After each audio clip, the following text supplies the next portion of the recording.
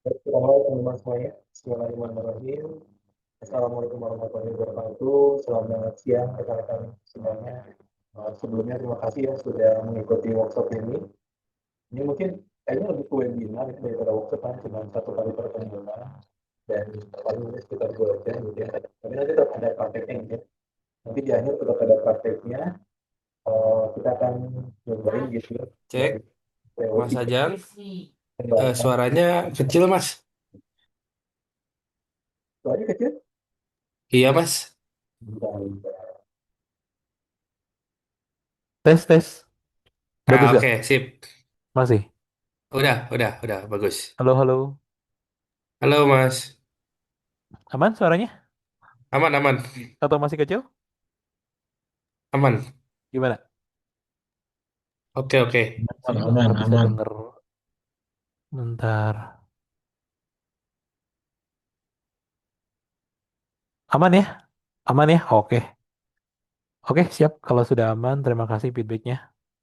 Oke, teman-teman semuanya. Mungkin salam kenal. Sebelumnya saya Ajang Rahmat. Di slide kebetulan saya lupa ngasih ini ya, ngasih apa biasanya saya ngasih kayak portofolio gitu atau ngasih perkenalan. Ini karena terlalu banyak teori di slide-nya jadi saya lupa untuk ngasih keterangan gitu ya. Keterangan. Mungkin saya kenalan langsung aja. Saya Jang Rahmat, saya dari kelas robot ya. Sebetulnya kalau untuk dari kerjaan, saya bisa dibilang sebagai IoT gitu ya, IoT engineer ataupun mungkin sekarang karena kuliah saya dulu ngambil di data science dan juga lagi ngerjain beberapa proyek di data science, ya sebenarnya saya bisa disebut sebagai AI engineer juga seperti itu. Nah, eh mungkin sedikit promosi boleh ya. Saya kuliah di Unsia, Universitas Cyber Asia itu kuliah online ya yang ada di Jakarta dan lulus sekitar tahun 2024 ya tahun kemarin. Tapi karena memang bukan karena saya fresh graduate ya, tapi lebih karena saya kuliahnya telat seperti itu. Nah, kurang lebih untuk materi kali ini kita kan coba bahas tentang gimana caranya optimasi YOLO ya. Walaupun sebetulnya ada banyak sekali cara di luar sana yang apa ya istilahnya yang lebih kompleks gitu ya. Tapi kita akan nyoba yang paling sederhana dan yang paling memungkinkan untuk kita coba seperti itu. Nah, jadi kita akan coba bikin FPS si YOLO ini ngebut ya, tapi nggak pakai CPU gitu, nggak pakai GPU. GPU itu jadi hardware tambahan yang sebetulnya teman-teman bisa bisa ini ya, apa istilahnya bisa tambahkan di komputer gitu ya.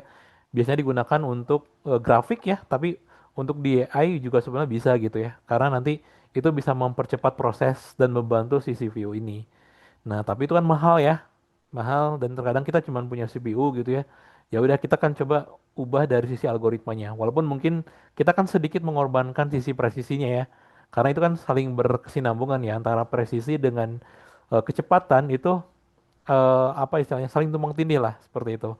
Cuman memang sering sekali terkendala ketika nyobain YOLO gitu ya itu FPS-nya tuh lambat sekali gitu ya. FPS-nya lambat sekali.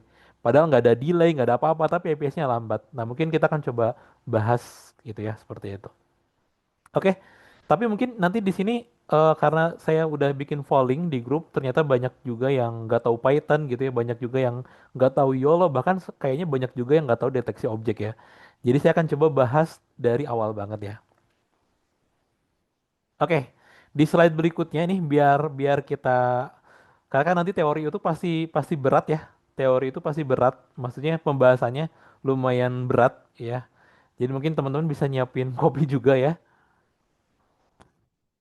Cemilan dan mungkin saya akan coba buka dengan meme ya biar kita nggak tegang nih karena pembahasan teori deteksi objek tuh pasti berat gitu ya walaupun saya coba coba apa ya coba bungkus seringan mungkin tapi tetap pasti berat. Kenapa berat? Nah, karena sebetulnya apa yang kita pelajarin hari ini itu adalah berdasarkan dari pembelajaran sebelumnya gitu ya. Jadi kalau saat ini sebenarnya kebanyakan IT murid-murid IT atau mahasiswa-mahasiswa IT itu sebenarnya belajar tuh langsung loncat ke machine learning ya atau langsung loncat ke AI, machine learning, big data, IoT gitu ya. Padahal sebetulnya di meme ini menjelaskan gitu ya, atau menyindir sebetulnya kita ada banyak nih yang harus kita pelajarin terlebih dahulu gitu ya. Kayak kita harus belajar dulu computational thinking, belajar dulu data struktur, belajar dulu matematik gitu ya. Bahkan di sini ada yang lebih ekstrim nih. Kita harus belajar kalkulus, statistik gitu ya dan lain sebagainya gitu. Tapi kebanyakan yang belajar AI itu langsung loncat ke machine learning atau langsung loncat ke deep learning. Nah, kalau saya pribadi menanggapi ini nggak masalah ya. Bagi teman-teman yang mau belajar langsung loncat ke deep learning, saya tidak mempermasalahkan itu. Karena kenapa? Karena kadang kita belajar itu harus harus terjun dulu gitu. Ya, karena kenapa? Kayak misalnya gini, teman-teman langsung belajar deep learning itu ibaratnya kan langsung naik tangga. Nah, nanti kalau ketemu error, teman-teman tuh akan jatuh lagi ke bawah gitu. Karena rata-rata error itu ketemu di dasar, di basic gitu ya. Oh, ternyata data strukturnya kurang. Oh, ternyata rumusnya salah. Oh, ternyata ini salah gitu ya. Nggak apa-apa kalau teman-teman mau loncat dulu ke atas, nggak masalah gitu. Misalnya langsung langsung ke mesin learning nih, nggak apa-apa. Suatu saat kalau ketemu error, pasti balik lagi ke bawah gitu, nggak masalah. Jadi ini tuh ya istilahnya kayak tangga aja gitu. Kalau mau belajar dari awal ya bagus ya, nanti belajar, tapi mungkin akan lama. Kalau mau belajar langsung ke atas boleh. Kalau nanti ketemu error, biasanya jatuh lagi ke bawah ya, karena permasalahan error itu sering terjadi di bawah gitu ya. Contoh paling gampang apa ya? IoT lah. IoT kan banyak yang skip power gitu ya, yang skip elektronika dasar gitu ya. Nanti ketika ketemu error ternyata masalahnya di power gitu di bawah. Jadi nggak masalah bagi saya pribadi kalau teman-teman mau belajar langsung ke proyek, langsung ke atas itu nggak apa-apa. Karena pada dasarnya nanti kalau ketemu error pasti balik lagi ke bawah gitu ya, ke basic seperti itu. Nah, ini juga meme lain ya, ini meme tambahan, ini lucu juga sebetulnya. Dimana sekarang kebanyakan pemula itu langsung belajar ML AI gitu ya. Data struktur dilewat, matematik ya apa sih ngapain belajar matematik? Banyak yang dilewat juga ya, dan ini nggak masalah juga. Kalau bagi saya tuh nggak masalah, kalau mau langsung ke ML AI itu nggak masalah gitu ya. Cuman ini memang realita saat ini ya, realita saat ini. Oke, ini meme berikutnya adalah ini lucu juga. Jadi sebetulnya machine learning itu adalah gabungan dari algoritma dan matematika ya. Jadi kalau teman-teman sekarang kita belajar machine learning, deep learning apapun itu gitu ya. Nah pada dasarnya itu adalah pengembangan dari algoritma atau hasil perkawinan dari algoritma dan matematik gitu. Ini machine learning itu seperti itu. Nah ini juga meme bagus nih.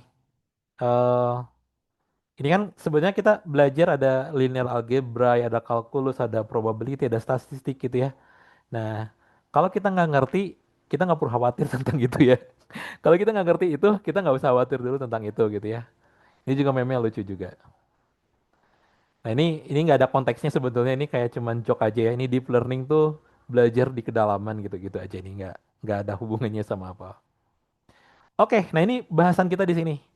Jadi AI eh, yang jadi korban AI itu ya, kalau semakin gede algoritmanya, semakin besar algoritmanya, semakin berat gitu ya. Tentu yang akan dikena duluan itu RAM ya, yang akan kena duluan RAM dan kemudian nanti berikutnya adalah GPU gitu ya.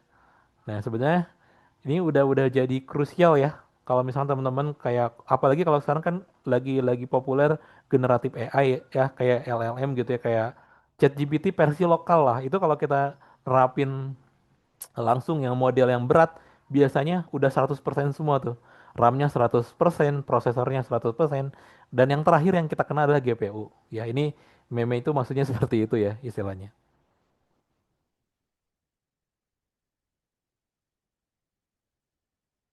Oke, udah cukup ya, kita lanjutkan.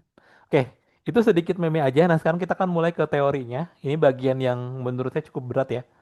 Karena sekali lagi ini pembelajaran yang istilahnya sebelum ke sini tuh sebetulnya ada machine learning dulu satu semester, ada deep learning dulu satu semester, ada statistik dulu satu semester.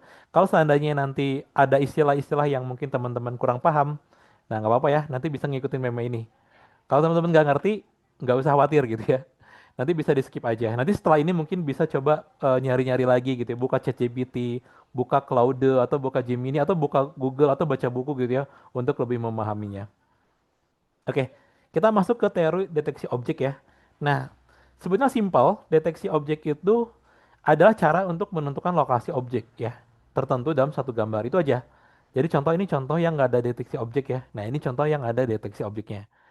Jadi pada dasarnya cuman kita ngasih tahu kayak di sini tuh orang tuh ada nggak sih orang dan ada di mana aja orangnya, gitu ya. Nah dengan deteksi objek itu kita ngasih bounding box ya, namanya tuh istilahnya tuh bounding box atau kita ngasih kotak-kotak seperti ini, gitu ya. Kita ngasih tahu yang mana orang, yang mana objek lain gitu ya. Kalau di sini berarti ini cuman ada person dan bunga ya dan flower dan kita ngasih kotak seperti ini, gitu ya. Ini deteksi objek. Jadi simpelnya dia ngasih ngasih kita lokasi gitu ya, di mana objek tersebut berada di dalam gambar gitu ya. Kayak contoh kita ngasih kotak kayak gini aja, paling simpelnya seperti itu. Nah, kemudian yang paling umum biasanya kita ada istilah klasifikasi objek juga ya, atau klasifikasi gambar ya, maaf. Nah, apa bedanya? Jadi bedanya kalau di klasifikasi gambar itu gambar tuh cuman ngenalin objek ya. Ngenalin objek aja kayak misalkan di sini ada ini gambar makanan gitu, ini ada pizza, ada apa gitu ya. Cuman itu aja gitu ya. Dia nggak ngasih tahu lokasinya ada di mana.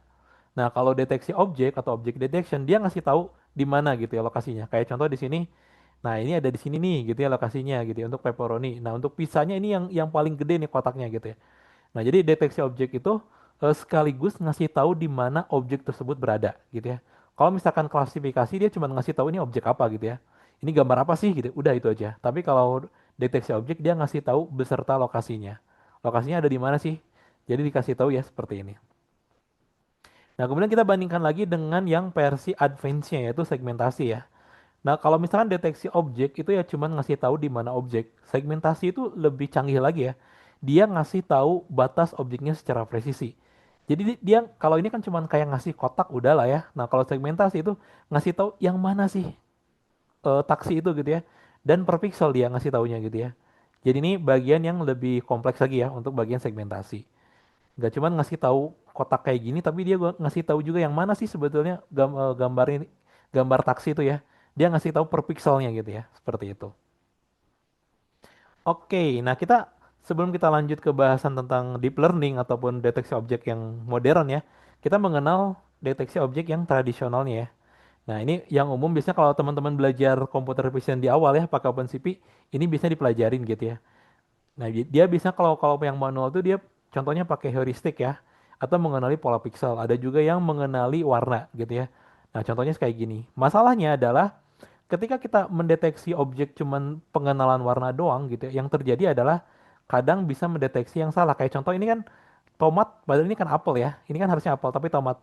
Karena dia cuman mendeteksi berdasarkan warna gitu ya. Jadi itu bisa aja, itu deteksi objek secara tradisional. Teman-teman bisa melakukan itu gitu ya. Cuman kekurangannya ya bisa aja objek yang terdeteksi itu salah gitu ya. Karena ini kan berdasarkan warna gitu ya. Kan yang warnanya merah nggak cuma tomat ya. Apel warnanya merah gitu ya. Terus apa lagi yang warna merah? Cabai warnanya merah gitu. Nah, itu bisa bisa salah deteksi gitu ya. Terus juga ada yang menggunakan deteksi wajah awal tuh ada juga yang menggunakan pola cahaya dan bayangan ya untuk mata dan hidung. Ada juga yang seperti itu. Tapi ini masih tradisional gitu ya. Nah, algoritma yang populer untuk deteksi objek tradisional ada yang namanya SIFT. Ini tahun-tahun jadul banget gitu ya. Ini menggunakan fitur lokal, menahan di skala, ada rotasi dan juga di pencahayaan. Terus tahun 2001 itu ada deteksi wajah cepat menggunakan highlight ya. Ini menggunakan apa ya istilahnya bukan hitam putih ya, lebih ke gambar gray gitu. Kalau teman-teman mungkin pernah nyobain algoritma har cascade, nah ini penerapannya ke situ gitu ya. Jadi dia cepat tapi memang kurang presisi gitu ya. Kurang presisi. Dia cepat tapi kurang presisi. Terus ada juga tahun 2005 itu namanya HOG ya. Nah, ini untuk deteksi objek menggunakan orientasi dari gradien gitu. Ini masih tradisional gitu ya. Nah, kita masuk sekarang ke deteksi objek modern ya atau menggunakan deep learning gitu ya. Deep learning ini masih machine learning juga gitu ya. Kalau teman-teman pernah dengar machine learning, tapi karena dia ini kan basic datanya dia menggunakan neural network ya. Jadi dia meniru cara otak untuk kenalin polanya gitu ya. Cara meniru meniru cara otak manusia gitu ya untuk kenalin polanya. Nah, dia bisa memindai dari lapis demi lapis gitu ya. Eh, Sebenarnya ada apa ada istilah matematikanya lagi ya, tapi kita boleh abaikan dulu yang itu. Nah, pokoknya si CNN itu dia belajar secara bertahap nanti dari detail kecil sampai ke pola besar gitu ya. Sehingga dia bisa membedakan walaupun sama-sama merah ya, dia bisa membedakan yang ini tomat, yang ini apel gitu ya. Walaupun sama-sama merah. Sama-sama merah, sama-sama bulat kan. Tapi dia bisa ngenalin pola yang lain karena dia menggunakan CNN gitu ya. Istilahnya itu menggunakan neural network ya. Nah, kalau kita lihat dari cara kerjanya gitu ya, deteksi objek menggunakan deep learning atau menggunakan CNN ini itu dia kan menganalisis gambar dan menemukan objek ya. Dia punya dua arsitektur. Jadi yang pertama adalah yang single state detector gitu ya. Yang kedua itu adalah two stage detector gitu ya. Nah, ini algoritma ataupun metode yang menggunakan two-step detector ya. Ada RCNN, ada Pasteur RCNN, ada Pasteur RCNN, ada dan lain sebagainya. Nah, yang kita pelajari itu masuk ke single step detector ya, atau eh, detektor yang satu langkah aja gitu ya. Nah, ini nanti juga ini menjelaskan ya kenapa disebut YOLO gitu ya. Ada YOLO metodenya, ada juga CenterNet gitu ya. Ini tuh metode-metode lama ya sebetulnya, sama juga YOLO metode lama, tapi karena YOLO tuh terlalu populer, jadi akhirnya orang-orang mulai mulai apa ya, mulai mengembangkan di YOLO aja gitu ya. Padahal yang ini juga bagus bagus juga sih sebetulnya. Untuk case-case tertentu ya ini masih bagus-bagus lah seperti itu. Oke, kita mulai dulu dari single state detector. Nah, kenapa disebut single state detector? Karena memang cuma satu kali ya, dia input image, dia ngedeteksi melalui konvolusional, kemudian dia langsung menentukan kelas dan lokasinya melalui konvolusional gitu. Ini langsung gitu ya. Sekali deteksi atau sekali scan itu langsung mendapatkan hasilnya gitu ya. Ini yang kita sebut dengan single state detector. Nah, salah satunya adalah YOLO ya. YOLO itu adalah single state detector. Nah, ini pun menjelaskan kenapa namanya YOLO ya. Karena YOLO itu singkatan dari you only look once. Jadi si algoritmanya cuma ngelihat sekali gitu. Ngelihat sekali langsung ketemu tuh. Ada objek apa aja gitu ya. Jadi cuma sekali scan langsung ketemu ya. Nah, ini berbasis, kalau ada yang nanyain, kemarin kan di grup sempat ada yang nanyain, ini berbasis apa sih? Ya CNN sebetulnya. Hampir semua algoritma deteksi objek itu yang deep learning gitu ya, ataupun yang modern, awalnya dari CNN. Mendeteksi objek sekali proses ya, single state detector. Nah, ibaratnya kalau kalau kita kan manusia, kadang kita nggak sekali ya.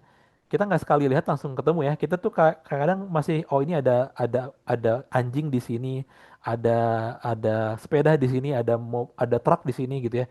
Nah, kalau si komputer YOLO ini algoritma dia sekali lihat langsung, oh ini langsung ketahuan gitu semuanya.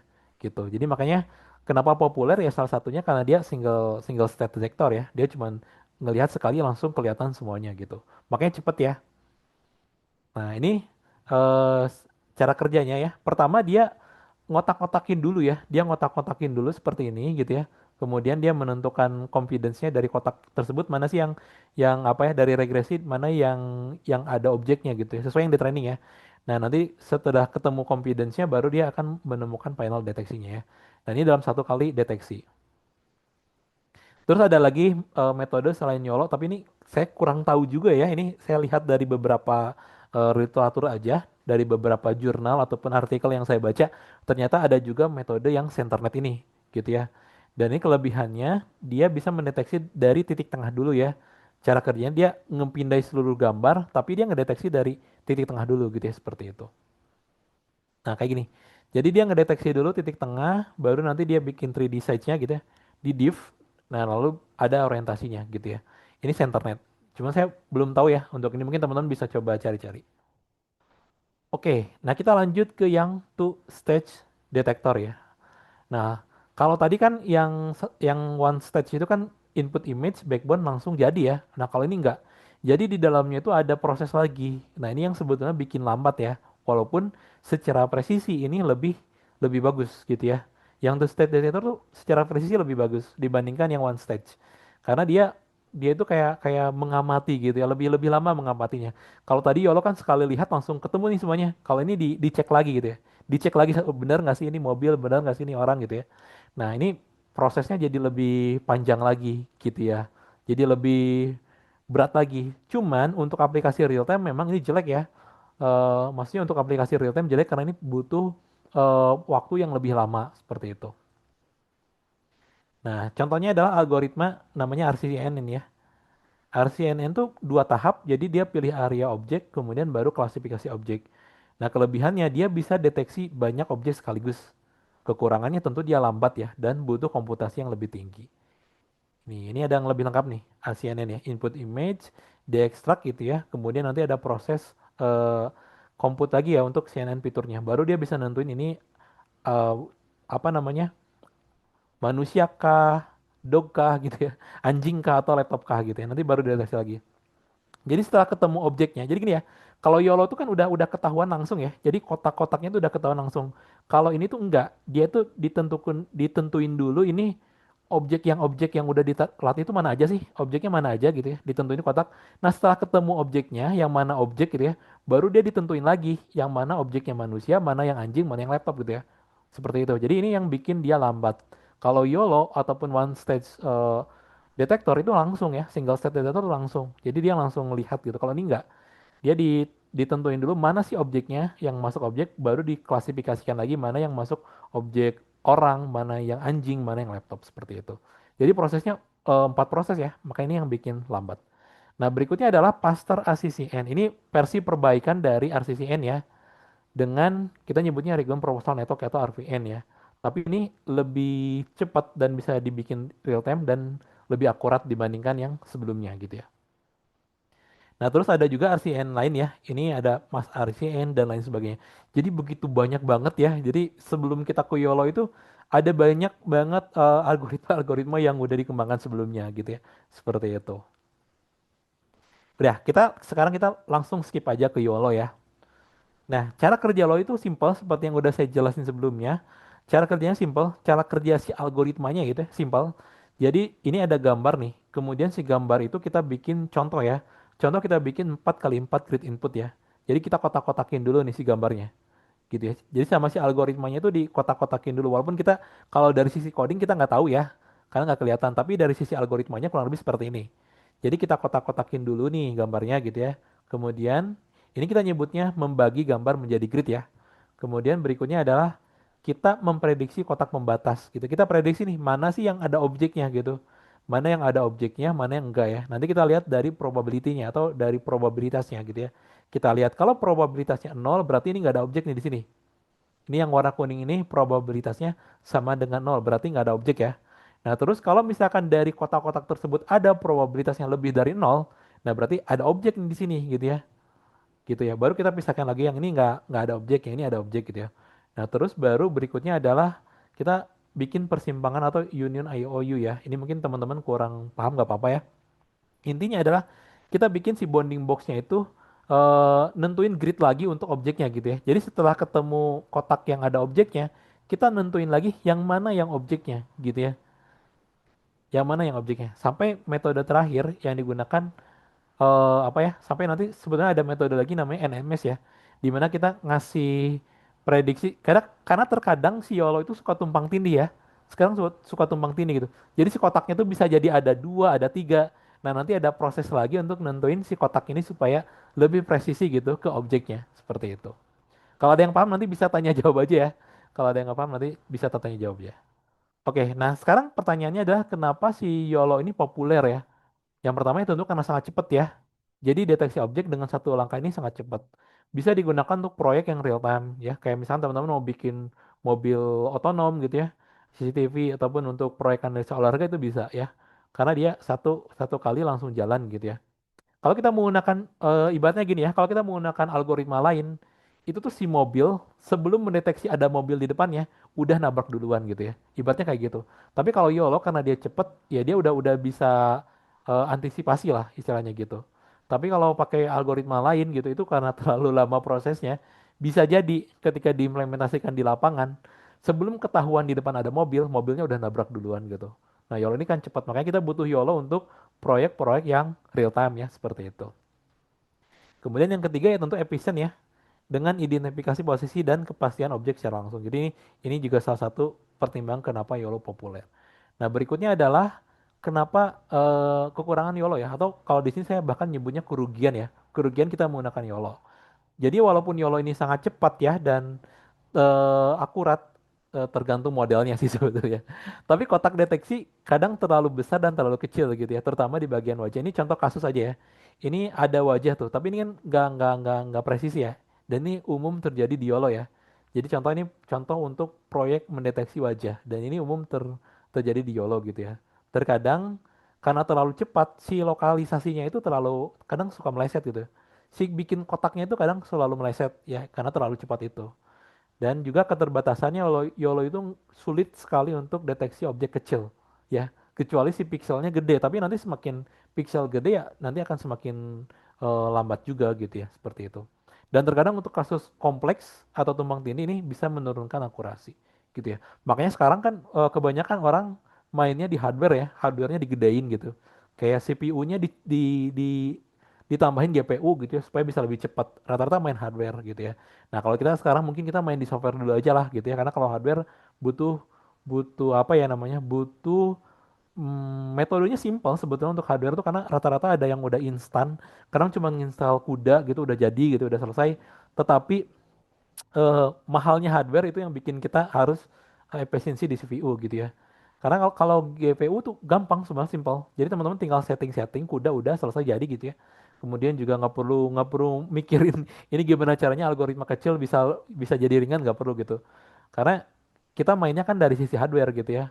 Tapi kalau dari sisi software ini ada banyak cara lagi gitu ya nantinya.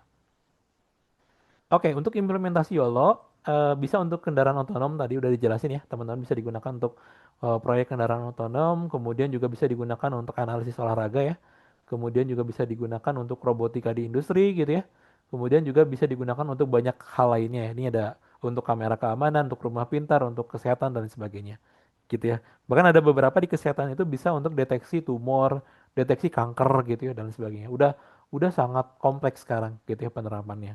Terus juga misalkan kemarin ada tuh yang apa namanya? Ada yang WA saya kayaknya japri saya. Ada yang untuk kayak pengenalan batik gitu ya dan sebagainya itu bisa. Zaman dulu sekali tahun 2021 ada deteksi objek itu digunakan untuk pengenalan apa tuh ya namanya?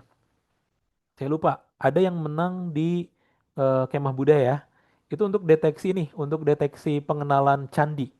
Ada yang digunakan tuh. Jadi ini candi apa gitu ya. Itu ada ya, ada yang idenya seperti itu. Terus ada juga untuk deteksi penyakit tanaman ya. Banyak sih sebetulnya.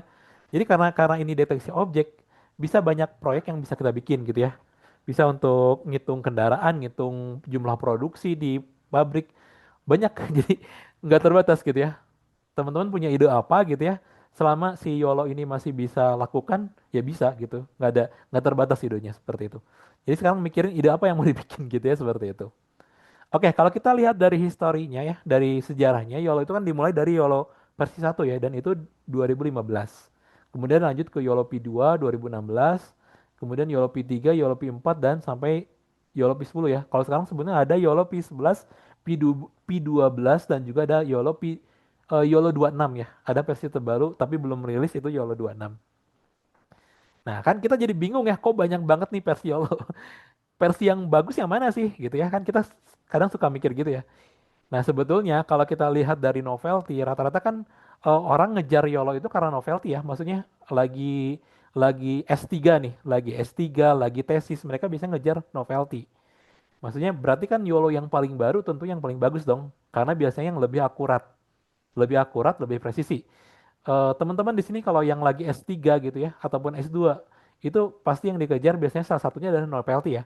Dan YOLO sering digunakan gitu ya untuk novelty. Cuman masalahnya kalau kita lihat model yang paling bagus ataupun terbaik, mungkin sebelum ke situ kita ini dulu ya.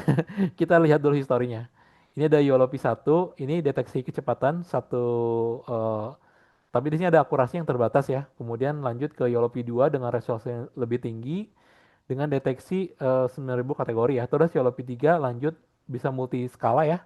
Untuk objek kecil juga bisa, ada darknet, eh, dan dia pakainya darknet ya. YOLO P4 juga masih menggunakan darknet ya untuk PMOK-nya. Nah, di sini udah ada presensi untuk GPU ya. Kemudian lanjut ke YOLO P5 yang lebih mudah digunakan, apalagi sekarang udah diakuisisi oleh, bukan diakuisisi ya, ada perusahaan yang bikin gitu namanya Urtalytic. Ini jadi semakin gampang dipakai. Kemudian udah support ke PyTorch ya, ke algoritma PyTorch sudah support. Kemudian lanjut ke YOLO P6. Di sini ada pengembangan yang lebih lanjut. YOLO P7, YOLO P8, YOLO P9, sampai sekarang ada YOLO P11, P12, P26. Nah, cuman saya ngerasa kayak kayak ngelihat YOLO ini kayak ini kok kayak cuman buat ini doang ya, kayak buat cuma novelty doang gitu ya. Karena YOLO ini cepet banget loh update-nya gitu. Kayaknya nih yang bikin ini kayaknya orang-orang yang ngerjain tugas S3 deh. Kayaknya gitu ya, soalnya eh, cepet banget gitu. Perkembangannya cepet banget. Sedangkan kalau kita lihat dari model terbaik ya, berdasarkan website yang saya ini ya, sebetulnya berdasar YOLO P8 itu masih masih model yang terbaik gitu ya dibandingkan dengan YOLO sampai P10 ya gitu. Nah, kalau kita lihat di industri gitu ya, jumlah penggunaan atau jumlah start di GitHub, YOLO P5 itu masih lebih bagus daripada YOLO P8 ya. Kenapa saya bisa bilang begitu? Karena kalau kita lihat di GitHub, GitHub ini kan yang paling banyak pakai gitu ya, yang paling banyak kembangin, yang paling banyak orang nyoba trial error kan. Jadi kalau kita lihat di industri ya, YOLO P5 tuh masih tetap yang paling oke loh. Kalau kita lihat ya, dari sini, dari GitHub gitu. Walaupun mungkin, jadi kayak YOLO-YOLO berikutnya mungkin hanya cuman sekedar presisi aja. Orang juga mau kalau di industri itu masih agak enggan gitu ya. Walaupun mungkin secara penelitian kayak masih secara diteliti ini udah oke ya. Tapi mungkin secara penerapan belum sebanyak YOLO P5 atau YOLO P8 ya. Karena di sini kita bisa lihat bintang di GitHub. Kenapa saya penting bintang di GitHub ya? Karena bintang di GitHub ini membuktikan bahwa orang lain tuh banyak loh yang pakai ini gitu. Banyak yang pakai YOLO versi ini gitu. Jadi banyak yang mengimplementasikan YOLO versi tersebut gitu ya, walaupun dia rilis di tahun 2020 gitu, seperti itu. Oke, mungkin itu aja. Silakan, ada pertanyaan nggak? Ini kayak saya lihat udah banyak ya pertanyaannya. Kalau mau open mic, silakan raise hand ya. Boleh raise hand dulu.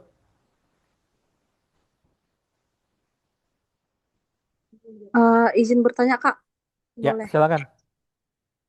Kebetulan saya sekarang lagi gunain YOLO V8, Betul. YOLO V8N, tapi di Hmm, Raspberry. betul. Jadi nanti, Kenapa? jadi nanti penggunaannya itu mau di drone gitu loh. Hmm, Tapi gimana caranya biar eh, dia bisa nggak delay gitu, nggak delay oke. ataupun FPS-nya bisa lah atau 10 gitu. Oke, Itu oke. saya kewalahan tuh Kak. Oke. Nanti saya coba ini ya, coba apa nanti di praktek saya coba sambil jelasin. Sebenarnya apa namanya? Sekarang dapatnya episode berapa? FPS 5 sampai 6 sih Kak. 5 Bisanya. sampai 6 ya. eh, Yang dideteksi apa? Yang dideteksi tuh kubus sama kayak objek torus gitu, beserta bucket, bucket, keranjang, Oke, oke. keranjang Oke, sampah ya. Itu oke, aja. siap. Siap. Oke, nanti sambil dijelasin sebetulnya ini materinya ya. Nanti setelah ini saya jelasin. Oke. Apakah Yola bisa mendeteksi makhluk goib? Bisa sebetulnya ya, selama kameranya bisa. Yola itu kan algoritma ya, selama kameranya bisa melihat makhluk goib, Yola bisa mendeteksi. Yang penting kameranya bukan bukan di algoritma ya. Kayak kayak contoh misalkan eh apakah Yola bisa mendeteksi apa namanya bisa mendeteksi dalam ruangan gelap. Nah, itu yang ditanya jangan YOLO-nya ya. Yang ditanya adalah kameranya. Kameranya bisa lihat dalam ruangan gelap nggak? Karena kan YOLO itu kayak otaknya ya, kayak otak kita. Sementara kamera itu kayak mata kita gitu ya. Jadi kalau misalkan teman-teman mau deteksi apapun itu, yang harus diperhatikan juga kameranya. Kayak terus misalkan apakah YOLO bisa deteksi nembus ke dinding gitu ya? Ya balik lagi ke kameranya. Kalau kameranya bisa, YOLO-nya juga bisa gitu ya. Karena YOLO itu hanya algoritma ya yang melihatnya ya kameranya gitu. Jadi bisa di-upgrade aja kameranya, misalnya pakai kamera X-ray gitu ya atau kamera apa gitu. Ke situ aja. Terus biasanya kalau versi terbaru set modelnya lebih besar, tergantung modelnya ya. Terkadang modelnya lebih gede. Tutorial basic PyTorch, PyTorch boleh ya. Ngejar bot jurnal biar nggak kedulan sabinnya betul. Itu salah satunya. Gak apa-apa ya, gak apa-apa. YOLO business berarti kurang recommended. Justru sebetulnya kalau misalkan untuk penelitian tuh untuk bikin jurnal segala macam, ya justru yang direkomendasikan YOLO versi baru ya, karena bisa dapat novelty yang lebih bagus gitu ya, kayak lebih akurat dan sebagainya gitu ya. Ya bisa menggunakan sekarang tuh yang terbaru, tapi masih coming soon namanya YOLO 26. Nah bisa cari aja YOLO 26. Itu secara novelty bisa bagus banget tuh YOLO 26. Nah buat KRTI mungkin bisa nyari yang cepet ya. Kang Yola bisa dihubungkan dengan proyek IoT ISP bisa itu bisa apa ya? Tapi mungkin implementasinya tetap di komputer ya. Kalau misalkan di apa di embedded mungkin ada namanya bukan Yola ya, namanya FOMO, FOMO. Itu algoritma untuk di embedded. Jadi algoritma computer vision bukan computer vision dong. Namanya embedded vision. Algoritma embedded vision yang bisa dijalankan di ISP gitu. Tapi memang masih terbatas gitu ya, nggak bisa aneh-aneh lah istilahnya. Izin bertanya kalau penggunaan hyperparameter terutama learning rate, apa ini maksudnya?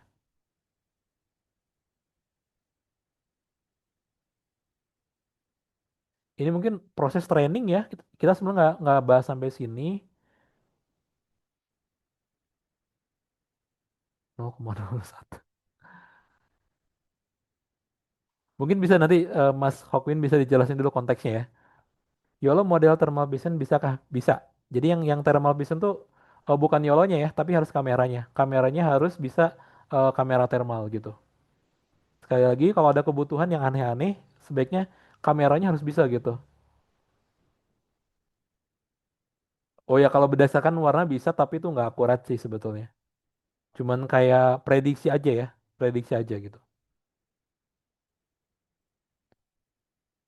Kenapa YOLO bisa hanya mendeteksi objek umum seperti manusia, hewan? Enggak dong, bisa-bisa yang lain dong. Kalau yang umum itu kan yang model yang udah jadi ya. Nanti kalau misalkan ada training bisa bisa apa aja itu modelnya. Bisakah YOLO mendeteksi jarum dalam jerami? Maksudnya gimana ini? Sebetulnya tergantung kameranya. Kalau kalau kan algoritma itu adalah yang bisa dilihat sama orang ya. Kalau orangnya masih bisa lihat atau yang bisa dilihat sama kamera lah. Selama kameranya masih bisa ngelihat, mau mendeteksi jarum di apa jerami pun ya harusnya bisa. Kalau pengen training YOLO, apa yang harus dilakukan untuk melakukan training? Itu nanti saya coba kasih insight dulu ya, walaupun di hari ini kita nggak sampai sana ya. Kalau integrasi YOLO digunakan untuk Android, ada sih seharusnya. Android ada. RoboFlow sama YOLO apakah sama? Beda. RoboFlow itu digunakan untuk labeling ya. Labeling itu proses di mana kita anotasi ya, ngasih kotak-kotak di objek gitu ya. Nah itu bisa menggunakan RoboFlow. Dan itu bisa otomatis ya. Kalau trainingnya saya biasanya nggak pakainya Google Colab ya. Di RoboFlow biasanya saya pakai untuk anotasi. Bukan bukan training ya. Training itu setelah anotasi baru melakukan proses training gitu ya. Jadi ngotak-ngotakin dulu objeknya itu namanya anotasi. Bahkan sekarang tuh sebetulnya ada kerjaan untuk anotasi doang tuh. Anotasi buat ngotak-ngotakin doang sekarang ada kerjaannya gitu. Ada jobnya ya seperti itu. Nggak bisa diakalin ditanam di ESP32 ya karena terlalu berat. Kalau mau pakai FOMO ya namanya FOMO untuk deteksi. Dikomunikasikan dengan AR bisa. Apakah YOLO P5 lebih bagus dari YOLO P8? Sebetulnya lebih ringan iya ya, tapi kalau kalau akurasi tentu lebih bagus YOLO versi terbaru. Untuk Momo setahu saya cuma bisa di as it's input. Ah, nggak bisa dong, nggak bisa di PyTorch ya, karena TensorFlow kayaknya masih bisa ya. Cuman masalahnya kan dia dia model ringan gitu. Kita nggak bisa memberlakukan atau memperlakukan model ringan seperti model berat gitu. Nggak bisa kita model yang berat itu kayak ya YOLO itu kan model berat ya. Kemudian kita pengen dipaksain masuk ke model yang ringan ya nggak bisa gitu. Harus tetap menggunakan model yang ringan. Kalau kamera pakai laptop nih saya juga pakai webcam bisa kok. Bertanya apakah YOLO 11 di Raspi people counting masuk EPS terus deteksinya kadang putus-putus ketika apa ada cara yang bikin lebih lancar lagi ya ini kita bahas ya.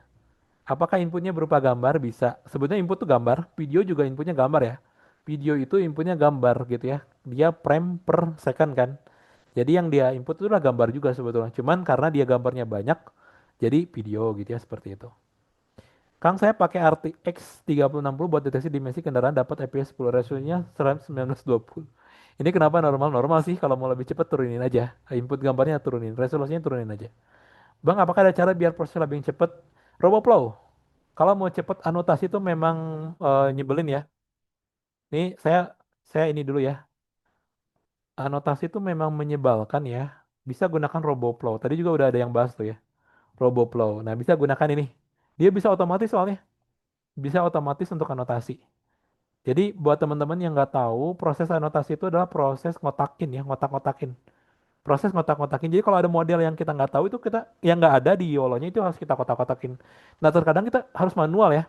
Karena kan dataset yang bagus itu nggak bisa satu dua ya. Dataset yang bagus itu harus banyak. 1000 kah gitu ya. 100 juga masih kurang sebetulnya. Nah itu terkadang kita pegel. Nah bisa menggunakan produk RoboFlow salah satunya gitu ya untuk anotasi otomatis. Nanti kita tinggal apa ya istilahnya? Tinggal apa tuh namanya? Tinggal edit aja. Jadi kalau ada yang salah sama sama RoboFlow salah nih, ya udah kita benerin gitu. Kayak gitu. Oke, sebentar ya. Oke, yang angkat tangan boleh silakan Mas, open mic aja. Langsung. Oke, izin bertanya Kak Ya, Acang ya. silakan. Jangan, jangan. Oke, ini kan kita lagi bahas tentang YOLO ya. Kan itu ada Mm-mm. YOLO 1 sampai 11 kan saya tahunya. Lah tadi ternyata, Betul. ternyata ada yang baru. Nah, itu Hmm. kalau misalkan kita membuat produk nih. Jadi kan di luar dari komputer ya, bisa pakai SV atau Raspberry atau yang lainnya. Hmm. Nah, itu optimalnya itu gimana ya? Atau misalkan optimal kalau cuma deteksi kayak misalkan cuma warna atau apa cuma gambar, kita pakai yang YOLO ini nih. Nanti pakainya mikronya pakai yang ini gitu. Itu Eh, adakah datasheetnya atau kayak gimana mungkin dari Kak Ajeng, menurutnya Kak Ajeng gimana? Terima kasih. rencana YOLO implementasinya mau di hardware apa rencananya? Kemarin rencana sih kalau bisa rata-rata tutorialnya pada pakai Raspi ya. Kalau yang Betul, harus ESP, Raspberry. Betul. iya, ISP nggak ESP bisa. kayaknya agak susah, belum nemu ya. Kalau yang Raspi Ah, itu kemarin ada, kemarin mau nyoba tapi belum sempat nyoba sih Kak. Mungkin kan oke oke. daripada saya coba-coba dulu, lebih baik saya tanya yang udah berpengalaman. Oke oke. Oke, oke. Untuk Raspberry sebetulnya bisa gunakan model yang paling ringan aja ya. Untuk Raspberry. Cuman saran saya gunakan Raspberry 5 ya. Raspberry 5 itu yang paling ringan sebetulnya. Maksudnya yang paling oke lah secara CPU. Kalau mau lebih bagus lagi kan pakai yang lebih mahal ya. Kayak Jetson Nano gitu ya. Tapi kalau mau pakai Raspi bisa gunakan YOLO P5 model yang paling ringan gitu ya. Bisa dicoba dulu di laptop. Kalau di laptop bisa berhasil dapat sampai 50-60 fps gitu ya. Itu di Raspi bisa dapat setengahnya loh. Jadi kalau misalkan di laptop dapat sampai 60 fps lah. 60 ya, 60 atau bahkan mungkin sampai 80 fps. Di Raspi bisa dapat minimal setengahnya. Maksimal ya bisa lebih cepat lagi gitu ya. Jadi di Raspi bisa dapat 30 seharusnya. Gitu ya kalau pakai Raspi ya. Nah, kalau pakai ISP itu bisa pakai algoritma namanya POMO ya, jangan pakai YOLO. Mungkin kalau ada waktu nanti kita bahas ya. POMO. Nah ini bisa pakai karena dia kan terbatas ya. Karena dia terbatas, nah bisa gunakan yang ini. Cuman memang ini terbatas ya. Maksudnya adalah algoritmanya itu nggak bisa di kondisi lingkungan yang seenaknya gitu ya. Dia dia terbatas gitu. Nah, jadi kalau misalkan buat Raspberry bisa menggunakan YOLO, tapi tentu perhatikan nanti YOLO yang ringan-ringan aja yang pakai ya. Jangan yang oke presisi kita abaikan dulu aja ya karena ya mau nggak mau kan hardware-nya juga bukan hardware yang bagus gitu. Nah, kalau misalkan mau pakai ESP ya bisa gunakan namanya POMO ya, faster object more object gitu ya. Cuman ini memang terbatas, nggak bisa kita kayak misalkan kita bisa deteksi real time di lapangan nggak bisa tuh, nggak bisa. Kalau nggak nanti dia FOMO itu cuman bisa di lingkungan terbatas ya, kayak misalkan di pabrik dengan pencahayaan yang tidak berubah-ubah, dengan lokasi yang tidak berubah-ubah gitu ya, dengan penempatan objek yang tidak berubah-ubah. Itu baru bisa ya, karena kenapa? Ya karena kan dia kecil memorinya ya. Jadi kalau mau penerapan untuk ke ISP mau nggak mau kita harus membatasin ruang lingkupnya. Kayak contoh ini nih. Nah ini kan ruang lingkupnya dibatasin ya. Backgroundnya harus gini gitu, tempatnya harus di situ. Nggak boleh nih pindah-pindah, nggak boleh tiba-tiba ke depan, nggak boleh nih. Karena nanti akan apa akurasinya akan turun gitu. Nggak boleh tiba-tiba jadi jauh, nggak boleh juga itu. Ya mau nggak mau ya, karena kita menggunakan hardware yang memorinya kecil gitu. Paling itu aja. Kalau menggunakan Raspi bisa gunakan Raspi versi 5. Kemudian bisa menggunakan apa namanya? Bisa menggunakan YOLO model yang paling ringan ya. Dan bisa dicoba dulu di komputer, di laptop. Kalau misalkan di komputer bisa dapat FPS sampai 60 80 gitu ya. Seharusnya di Raspberry Pi 5 itu bisa bisa dapat juga ya. Tapi mungkin bisa aja ini kan kayak cuman opini saya aja ya, berdasarkan apa yang saya alamin gitu ya. Bisa aja di lapangan berbeda gitu ya. Seperti itu. Seperti itu Mas, kurang lebih. Oke, terima kasih Kak Ajeng. Ya, sama-sama. Ya, selanjutnya nih ada Mas Aji, silakan kalau mau resen. Baik, Mau open mic ya, maaf. Silakan Mas. jadi Kak izin untuk bertanya. Silakan. Ini saya kan ya juga belajar-belajar mengenai YOLO ini ya kan. Betul. Ini saya terapkan di Raspi. Hmm, Namun untuk modelnya sendiri itu kan Raspi kan nggak cocok untuk pakai model yang PTORS atau yang .pt itu kan ya Kak. betul, betul. Terus saya ekspor itu model PT-nya ke ONNX. Hmm. Nah, itu eh, malah nggak mau ngedetek sama sekali. Seperti Oke, itu, oke. Kak. Dan Oke, oke. juga sebelumnya juga nyoba-nyoba untuk TF Lite Hmm. itu juga nyoba. Dan itu sama hasilnya nggak kedeteksi gitu. Kemudian kembali ke model utama yang base PT itu tadi, Hmm, itu bisa mendeteksi Kak. Tapi ya gitu, berat gitu Kak. oke. Oke, Ya, udah dicoba di laptop belum? Di komputer biasa gitu untuk yang eh, model iya .NX-nya. sudah yang ONNX itu Hmm? sudah coba di laptop juga, Bisa apa? Tetap sama? tetap Kak, tetap Oh, sama oke. Oke, itu. berarti kemungkinan besar itu gagal di proses konversinya ya. Kemungkinan besar gagal Iya, di proses konversinya. Itu bisa ada beberapa faktor, tapi biasanya size-nya ya, kayak misalkan model awalnya itu size-nya 640, kemudian kita kecilin jadi 320 itu nggak bisa tuh. Jadi nanti nah, pas, hmm, nah itu untuk ekspornya itu tetap Kak, oh, resizenya tetap itu ya. 640 gitu ya. Oh, oke oke. Bisa jadi di metodenya sih ya.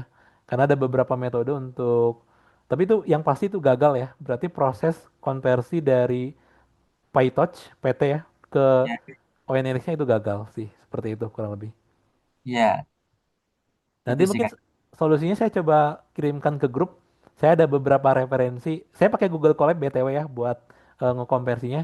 Nanti saya kirimin linknya aja ya, link untuk ngubah dari PT ke ONNX yang udah saya berhasil gitu ya. Seperti Baik itu. Kak, sip. Mantap, mantap. Ya, siap. Nanti saya kirimin ke grup ya untuk referensinya seperti itu. Iya Kak, terima kasih Kak. Ya, sama-sama.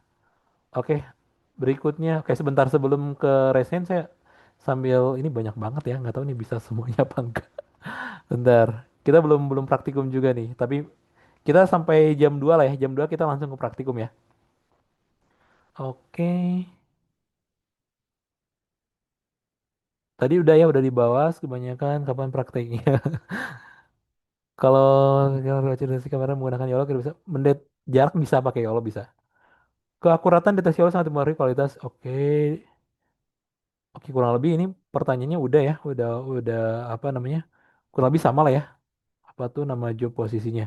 Job posisinya anotator apa ya namanya ya? Coba cari aja. Cari aja di Google job yang ngerjain anotasi gitu ya. Namanya anotator atau apa gitu. Android bisa ya. Pakai template tuh betul, ada yang balas. Roboplo sama YOLO apakah sama tadi udah dijelasin. Kalau pakai ESP32 DeepKeep perlu kamera ya, mending pakai ESP Cam tapi itu nggak bisa YOLO ya. Tadi udah saya jelasin. Apakah YOLO juga dipengaruhi sama roster gambar? Sangat mempengaruhi ya. Apakah hari ini ada view? Ada nih, sebelum ini kita akan view coding dulu. Oke, mungkin pertanyaannya saya tutup dulu. Kita lanjutkan dulu ke praktikum ya. Mohon maaf ya yang resen. Nanti kita lanjutkan dulu setelah praktikum untuk tanya jawabnya. Biar lega dulu nih ya, biar tenang dulu. Oke, untuk slide-nya nih saya akan share ke rekan-rekan. Saya akan share dulu slide-nya karena nanti apa ya istilahnya? Source code-nya ya, source code-nya akan saya share juga. Sebentar, copy link, viewer. Nah, silakan diamankan dulu itu link slide-nya. Link slide-nya boleh diamankan dulu. Bisa nggak? Masuk nggak? Masuk ya harusnya ya. Oke. Nah, bisa langsung ke bagian akhir ya. Di bagian akhir ini yang akan kita lakukan, optimasi YOLO yang akan kita lakukan adalah kita menggunakan ONNX Runtime ya. Jadi ini yang paling apa ya, istilahnya yang paling umum lah untuk optimasi YOLO itu kita ubah ke ONNX ya. Makanya tadi ada pertanyaan tuh dari PT ke ONNX memang itu pada dasarnya gitu ya. Ubah dari PyTorch ke ONNX. Kemudian yang kedua adalah kita harus menggunakan model paling ringan gitu ya. Kemudian baru kita bisa ngecilin inputnya ya. Dan nanti mungkin ini juga jarang saya pakai tapi sebetulnya ini lumayan ngaruh dikit lah ya. Mengatur dari sisi inference gitu ya seperti itu. Oke, nah teman-teman langsung ke halaman terakhir, ada link proyek. Silahkan di-download aja ya link proyeknya. Silahkan di-download. Mungkin karena waktunya nggak cukup, kita nggak bisa dari awal banget ya. Tapi saya harapannya eh seperti yang udah dijelasin dari meme yang saya belajar dari awal, ini kita kayak loncat langsung ke akhir gitu. Tapi nggak apa-apa, nanti kalau misalkan ada error, kita bisa diskusi bareng-bareng ya. Dan kita juga di grup itu saya udah bikin ruang untuk diskusi ya. Jadi seandainya nanti setelah ini teman-teman praktek gitu ya, atau nanti nonton rekamannya kemudian melakukan praktek, nah nanti bisa apa istilahnya, bisa diskusi di sana ya. Jadi misalkan kok saya error ya, kok ada apa gitu ya. Nanti kita bisa diskusi bareng-bareng di grup gitu ya. Jadi sebisa mungkin jangan keluar dari grup ya, seperti itu. Silakan di-download dulu. Aman nggak ngedownload linknya? Bisa nggak? Berhasil nggak? Ataukah ada masalah? Aman, Kak. Aman ya. Silakan di-download dulu. Nah ini hasil apa ya istilahnya? Hasil riset saya kurang lebih beberapa tahun yang lalu ya untuk mendapatkan performa paling baik ya. Tapi ini masih apa ya istilahnya masih belum belum maksimal lah kalau menurut saya istilahnya. Kalau teman-teman mau bikin lebih maksimal boleh gitu ya. Oke, sebentar saya izin share dulu ya. Ini saya baru tampilin lagi. Oke. Nah, berikutnya adalah silahkan apa namanya? Silahkan ekstrak ya. Silahkan ekstrak kalau udah di-download filenya silahkan diekstrak. Ekstrak to YOLO gitu ya. Nah, kemudian tinggal dibuka aja pakai VS Code ini. Tinggal si filenya dibuka aja pakai Visual Studio Code ya. Nah, ini linknya ya. Ini ada banyak, abaikan dulu aja ya. Nanti kita akan coba satu-satu ya. Ini berdasarkan riset ya. Ini kita masih menggunakan seperti ini ya. Saya belum pakai Git ya. Oke. Nah, ini nanti video yang akan kita coba ya. Yang ini nih. Ini video yang nanti akan kita coba. Kalau mau pakai webcam bisa sebetulnya ya. Oke.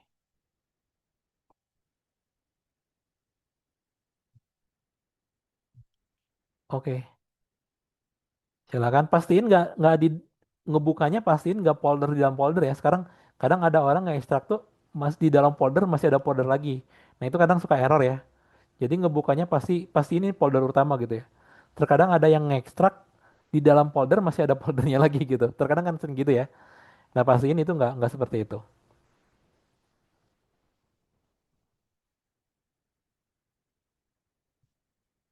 Scraping CTB dari website gimana caranya?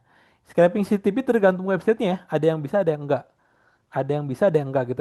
Ada yang pakai proteksi, ada yang nggak pakai. Kalau pakai proteksi saya nggak bisa.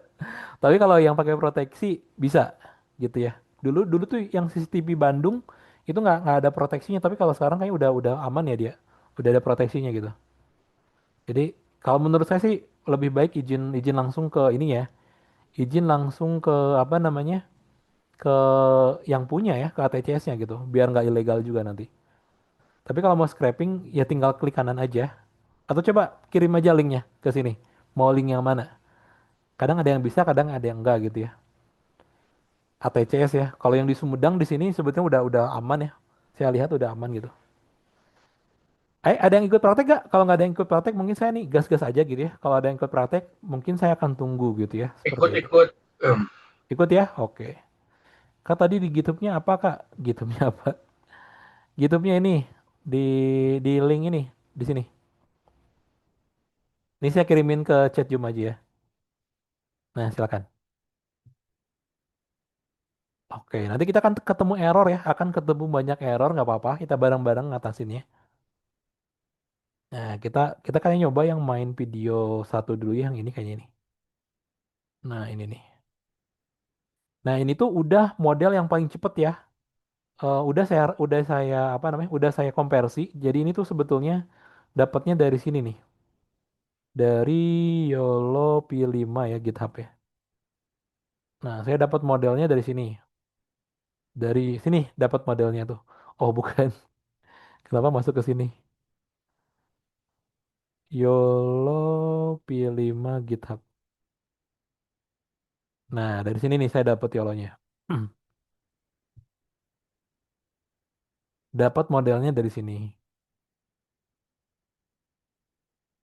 Nah, dari sini. Jadi ini kita menggunakan karena kita nggak ada training ya. Kita nggak ada training hari ini, belum sampai sana gitu ya. Kita apa namanya? Kita akan menggunakan YOLO yang jadi tadi tuh caranya adalah konversi ya, konversi modelnya ke ONNX runtime. Kemudian yang kedua adalah menggunakan model paling ringan. Nah, gimana sih cara dapat model paling ringan? Dilihat aja di sini. Sebenarnya di sini ada model yang lain ya. Cuman ketika saya lihat YOLO versi 5N ini adalah yang paling ringan gitu ya. YOLO bukan maaf yang ini nih. Ini yang paling ringan gitu ya. Dan saya inputnya kalau nggak salah yang versi yang 320 ya. Saya kurangin lagi inputnya gitu.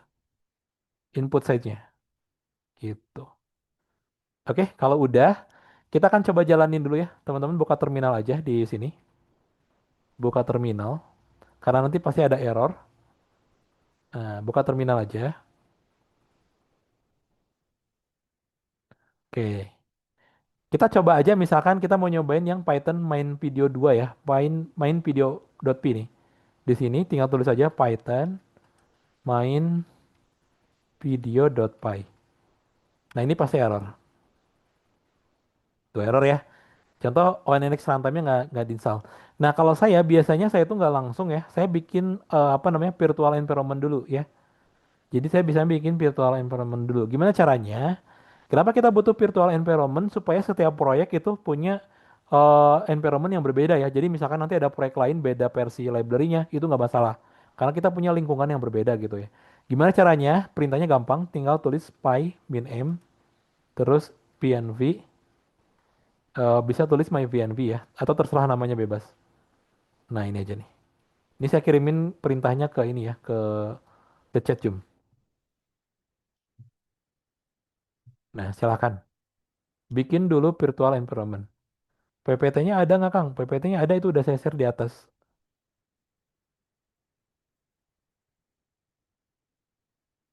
Silakan bikin dulu virtual environment ya. Itu perintahnya py min n pnp my vnv. Itu perintahnya. Nah, nanti ada folder di sini ya. Pokoknya nanti termasuk Python-nya ya, library segala macamnya akan disimpan di sini. Jadi nanti nggak akan berhubungan dengan proyek lain gitu ya. Enak ini. Kalau nggak pakai ini, nanti masalahnya adalah ketika kita ada proyek lain yang library versinya beda, itu akan terjadi masalah gitu. Nah, kalau pakai ini nggak akan gitu ya, karena kita punya virtual environment. Setiap proyek punya library versi masing-masing ya, termasuk versi Python-nya. Nah, berikutnya adalah setelah jadi nih virtual environment-nya, setelah jadi, berikutnya adalah kita aktifkan gitu ya virtual environment-nya. Caranya cukup tulis my VNV ya, sesuai nama environment-nya. Garis miring, kemudian tulis script, S-nya gede, script, kemudian tulis activate. Nah, itu. Nah, kalau udah ada tulisan seperti ini nih, di sebelah kiri berarti ini udah berhasil ya. Kalau udah ada tulisan my VNB seperti ini, berarti ini udah berhasil. Nih, saya kirimin lagi perintahnya ke chat Zoom ya. Atau bisa juga kalau misalkan nggak berhasil itu, bisa gunakan, nah tuh betul tuh. Bisa gunakan, kalau di Linux, bisa gunakan titik bintang dot bin dot activate. Atau di Windows juga kadang harus nambahin titik garis miring ya. Titik garis miring, kadang juga harus nambahin gitu. Bisa dicoba aja. Nah, kalau udah nih, kita bisa jalankan lagi sebetulnya Python main video.py ya, main video.py. Kita bisa jalankan lagi. Nanti ketemu error kok. Nah, errornya di sini adalah yang pertama, katanya nggak ada modul CP2 ya. Berarti ya kita harus install modul CP2. Caranya gimana? Gampang. Ini kan OpenCP Python ya. Berarti pip install OpenCP Python. Udah, gitu aja, bertahap aja kita. Ini basic ya, makanya kenapa saya bilang kalau kita nyobain langsung bikin proyek, kemudian ada error, itu pasti balik lagi ke basic. Ini kan nginstal virtual environment tuh basic ya. Nginstal library kan basic kan, diajarin di awal harusnya.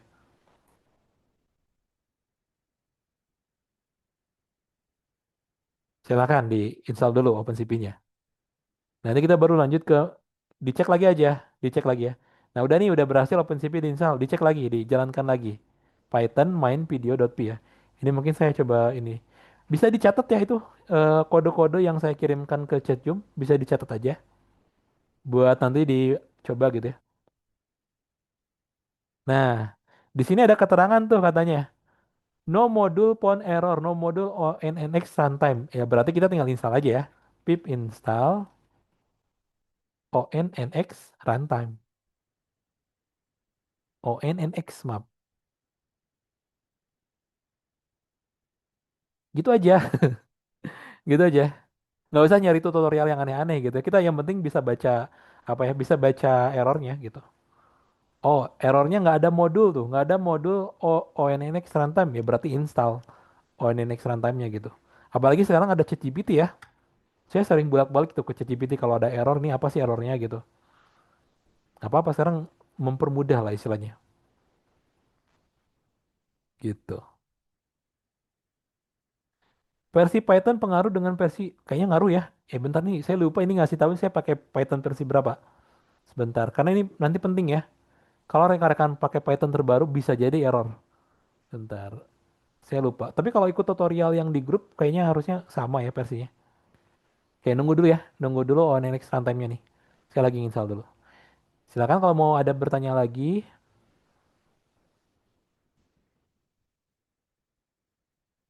Halo Kang, Ya, silakan Pak. itu kan di folder ada file YOLOv5n6.onn ya. Betul. Cara Kenapa? dapetinnya gimana? Kenapa? Di folder kan ada file YOLOv5n6.onn. Ah, betul. Kenapa? Nah, itu cara dapetinnya gimana? Oke. Cara dapetinnya itu saya dapat tadi langsung dari sini ya. Nah, saya dapat dari sini nih. Modelnya dapat dari website resminya ya. Ini mungkin saya kirimin. Cuman ini udah saya konversi ya. Nah, di sini. Jadi di sini itu kan tadi kan tipsnya adalah kita harus menggunakan model paling ringan ya. Gunain model paling ringan. Jadi saya nyari aja nih model yang paling ringan yang mana gitu ya. Kalau di folder itu saya pakai yang YOLO P5N6 ya. Berarti yang ini kan. Sebetulnya ada yang versi lebih ringan lagi kalau kita lihat tuh di atas tuh masih ada yang versi ringan tuh. YOLO P5N gitu ya. Tapi saya pakai yang ini aja. Nah ini tinggal di download aja YOLO P5N6-nya. Nah ini tuh masih PyTorch ya. Modelnya masih PyTorch.pt. Nah itu harus dikonversi lagi ke ONNX gitu. Gitu. Cuman sebetulnya ada caranya buat konversi gitu ya. Paling nanti saya kirimin ini aja ya. Karena tadi juga ada yang bertanya tuh yang gagal konversi dari PyTorch dari PT ke ONNX ya. Nanti saya kirimin apa ya? eh, Kirimin referensi saya gitu ya. Konversi PT to ONNX. Ada sih. Nanti saya kirimin Google Colab-nya aja kalau mau konversi. Kalau pengen tahu dapatnya dari mana, ya saya dapat dari sini. Ya, cuman yang udah saya konversi ya. Udah saya konversi gitu ya. Karena kan kita menggunakan ONNX runtime, berarti otomatis ya kita harus harus menggunakan file.onnx dan itu ngaruh banget ya. Dari .pt ke ONNX itu ngaruh banget gitu ya.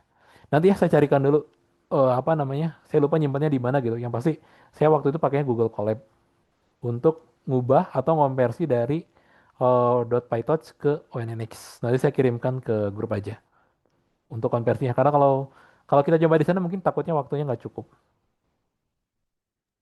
Nah ini udah nih, udah apa namanya? Udah beres ONX-nya, kita bisa nyoba lagi Python main video.py. Kita lihat. Nah, ini udah berhasil gitu. Nah, ini tuh model yang paling cepet ya. Kita dapat sekitar kalau kita lihat di sini ya, ini saya dapat sekitar 40 sampai 80 kadang nih. Ini yang paling cepet. Jadi kalau di komputer cepet harusnya ini saya CPU-nya Core i7 ya. Harusnya di Raspi Core Core i3 bisa dapat setengahnya lah, minimal gitu. Ya, kalau kalau misalkan mau dibandingin bener nggak sih? Jangan-jangan emang cepet-cepet doang gitu ya? Nggak juga ya. Kalau mau dibandingin, ini saya ada model untuk pembandingnya ya. Yang YOLO, waduh hilang nih modelnya bentar. Saya lupa masukin YOLO model yang ininya. Hmm, ada YOLO yang modelnya lebih lambat bentar ya. Saya stop share dulu. Nanti saya kirimin ya. Saya lupa masukin ke GitHub-nya. Ada model yang udah saya konversi tapi yang paling nggak nggak cepat lah istilahnya gitu. Bentar. Jadi ngaruh dari model ya. Jadi nggak cuman sekedar kita pakai apa namanya? Nggak sekedar kita pakai pindahin ke ONNX, tapi juga modelnya memang harus ringan dulu gitu. Walaupun kita pakai misalkan kita konversi ke TensorFlow Lite ya, kan ada yang pakai template ya. Tapi kalau dari awal modelnya nggak ringan ya sebetulnya percuma juga ya. Bentar, saya lupa. Sebetulnya saya nyimpen yang model versi oh ini. Ini saya kirimin ke Chatroom aja langsung ya. Nanti saya tambahin ke GitHub. Nah, ini ada model YOLO versi yang nggak nggak kurang ringan lah kalau menurut saya. Oh, bentar.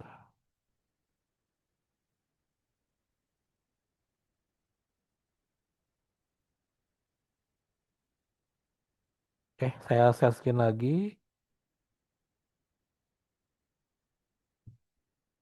Nah,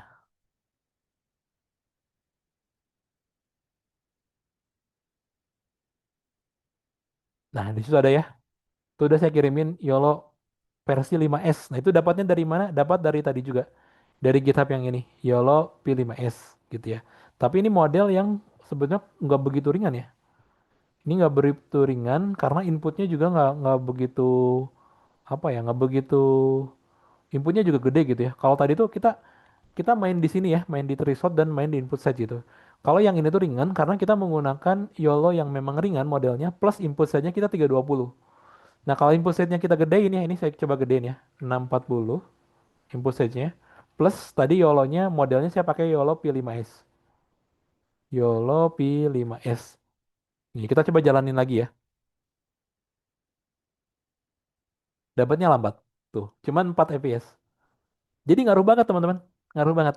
Penggunaan model yang berat, kemudian penggunaan input set yang ini itu juga lumayan ngaruh gitu. Padahal kalau kita perhatikan dari deteksi objeknya, nggak jauh beda ya. Kalau kita perhatikan deteksi objeknya, coba lihat. Kita bandingkan dengan eh yang tadi ya, coba saya Ctrl Z lagi. Kita bandingkan dengan yang ini. Akurasinya nggak jauh beda. Kalau untuk proyek-proyek kayak apa hitung orang gitu ya, hitung mobil, masih oke ini. Akurasinya nggak jauh beda lah gitu. Tapi FPS-nya bisa lebih cepat gitu. Dengan kita memilih model yang lebih ringan. Seperti itu.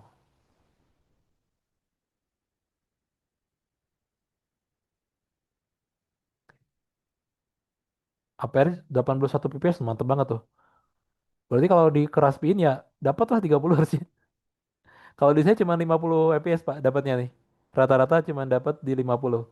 Berarti ini punya Mas Pahlepi ya yang dari Semarang nih eh, komputernya lebih tinggi dari saya nih. Kalau saya cuma dapat di 50 fps rata-ratanya. Object detection kalau pakai kamera, kalau lidar mungkin beda cara kerja ya. Di laptop saya 80 90 fps. Ngebut banget.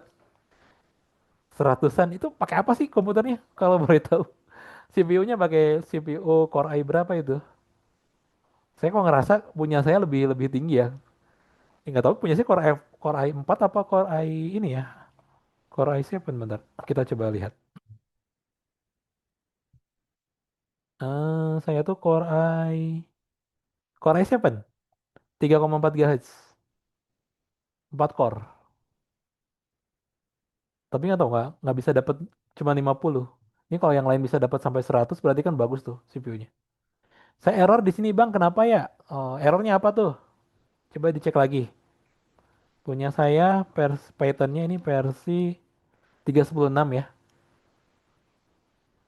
Tuh katanya di environment dulu proyeknya. Coba saya lihat. Oh ya ini tuh sering terjadi ya. Eh MyINP script activated ini tuh nggak diizinin sama apa tuh namanya. Coba eh ada sih kodenya bentar ya. Coba saya iniin dulu. Coba saya cariin dulu ya. Ada caranya ini. Bentar-bentar. Sebentar ya saya stop share dulu ya. Itu nggak diizinkan sama komputernya mas, sama Windowsnya dia. Galak dia Windowsnya. Sebentar, ada caranya kok. Bentar, saya coba kirimin scriptnya ya. Sebelum menjalankan PNP-nya, jalankan dulu perintah ini sebentar. Saya cariin dulu. Bentar, saya lupa di mana ya. And gesture, ini nih. Oke, sebentar ya. Saya ada kodenya ya. Kalau di Windows tuh memang sering kayak gitu. Biasanya suka kayak gitu. Bentar, saya kasih perintahnya dulu nih. Jadi sebelum menjalankan perintah yang PNV itu, coba jalankan dulu perintah ini nih. Nih, saya kirimin ke chat ya, Mas. Nah, coba jalankan itu dulu. Oh, udah ada tuh. Udah ada yang ngasih tahu tuh, Mas Pahlevi tuh. Jalanin itu aja dulu. Ya, betul. Itu minta izin administrator ya. i5 Gen 12. Oh, mungkin karena gennya ya. Karena kan generasi terbaru itu bisa bisa lebih cepat. Saya yang Activate yang nggak jadi execute pakai Chmod 111 itu kayaknya di Linux ya. Kalau pakai OpenPino pernah, saya belum nyoba OpenPino. OpenPino belum pernah nyoba. Ada lagi yang error? Silakan. Ada lagi kayak yang error? Oke, ini lanjut kok. Ini keseruannya nggak berhenti sampai sini ya. Keseruannya ini nggak berhenti sampai sini gitu. Nah, di sini tuh ada beberapa yang udah saya coba nih. Ada yang main video 2 ya. Ini base versi ringan. Ini mungkin nanti dihapus dulu aja ya. Ini model apa gitu saya lupa. Ini coba-coba ini ganti aja. Pakai yang YOLO P56 ONLX ya. Nah, ini kalau tinggi lebarnya ini kita tadi pakai 320 ya. Bentar, ini kalau misalkan tinggi lebarnya mau diubah. Nah, sebenarnya ngubah threshold juga itu ngubah imprints itu lumayan ngaruh ya. Nah, coba kita. Ini Python main video 2 ya. 2.p. Kita coba. Saya lupa kayak ini soalnya 3 tahun yang lalu ya. Oh, di sini ada jumlah objeknya ya. Ada jumlah objeknya. Tapi FPS-nya dinurun ya. Ini ada jumlah objeknya. Oke. Nah, ada juga yang pakai plus nih. Ada juga yang pakai plus. Bentar.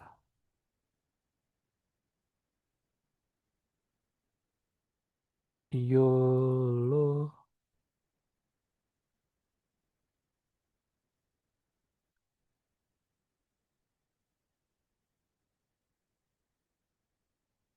Nih, coba yang pakai plus nih. Seru juga ini yang pakai plus. Nah, bentar-bentar. Kalau yang pakai plus, ini kemungkinan error ya, bentar. Kemungkinan error pas kita jalanin ya. YOLO video 2S plus. Karena kita belum install plusnya. Nah, katanya modul plusnya belum keinstall gitu, belum ada ya. Jadi kita install aja dulu. Pip install plus. Ini buat ke web. Jadi dia bisa nampilin si YOLO-YOLO-nya ke web gitu ya.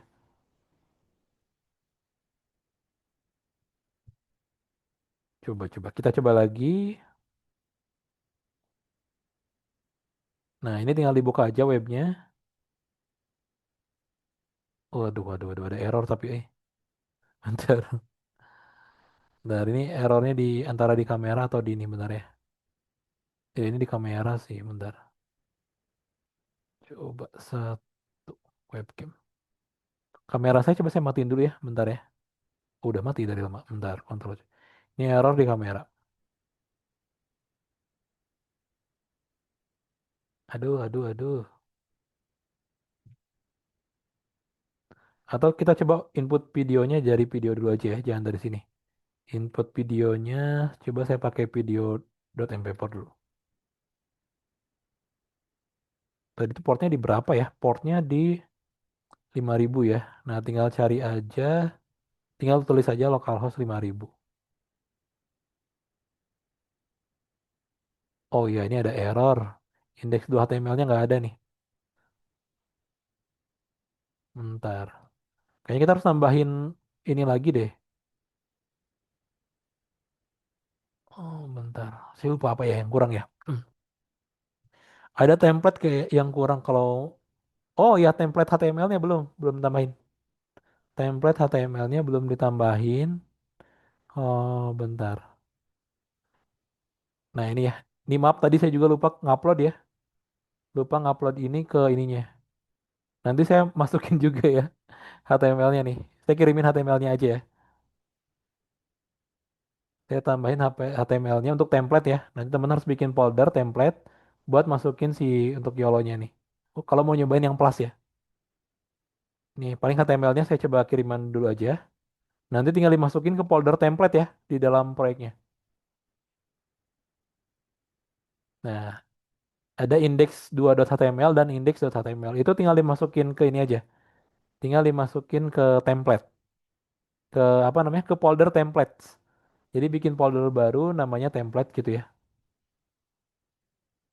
Nah, bikin folder baru namanya templates. Tapi ini harus di dalam ini ya, maaf ini salah. Harus di dalam YOLO-nya. Nah, harus di dalam folder YOLO-nya. Kalau ini kayaknya di luar nih. Salah nih ke sini. Masuk. Move. Kok nggak mau ya? Bentar. Coba saya ini dulu. Atau saya delete dulu deh yang ini. Saya delete dulu. Ini harus di folder template-nya.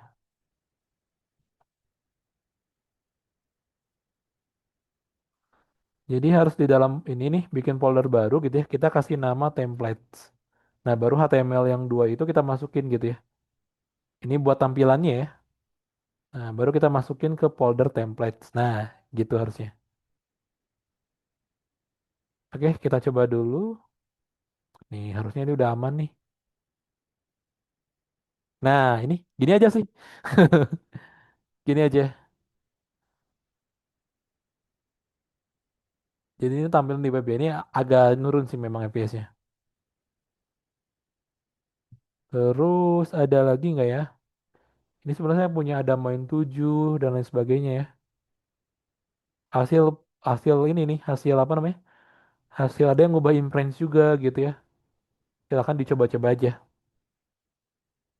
Kalau yang main plus nih saya lupa gimana ya cara ininya ya. Main plus coba kita lihat. Main plus.p. Plus itu untuk web ya. Jadi dia untuk webnya dia. Localhost 5000. Nah, oh ini lebih lengkap nih. Ini ada terdeteksi kelas segala macamnya nih. Ada statistiknya juga.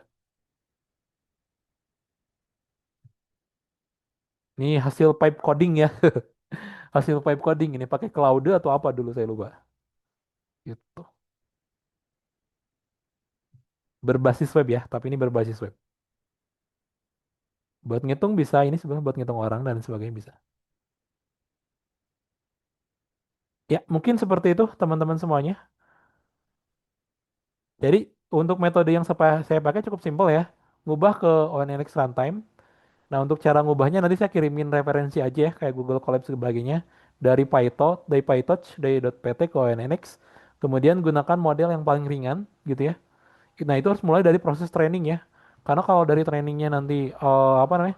Kalau saya kan sekarang menggunakan model yang udah jadi ya, tinggal pilih aja mana yang ringan. Tapi kalau teman-teman di sini ada yang bikin model sendiri gitu ya, nah itu harus dari awal modelnya harus ringan dulu gitu ya. Sebelum misalkan mau diimplementasikan ke Raspberry Pi atau ke yang lainnya gitu ya. Ya nanti saya share ke WAG ya. Itu transmitnya premnya ke website betul, di prem per prem ya, di transmit ke websitenya seperti itu. Ini ada yang masih error ya. Kalau mau share screen boleh silakan. Yang masih error, input DLL.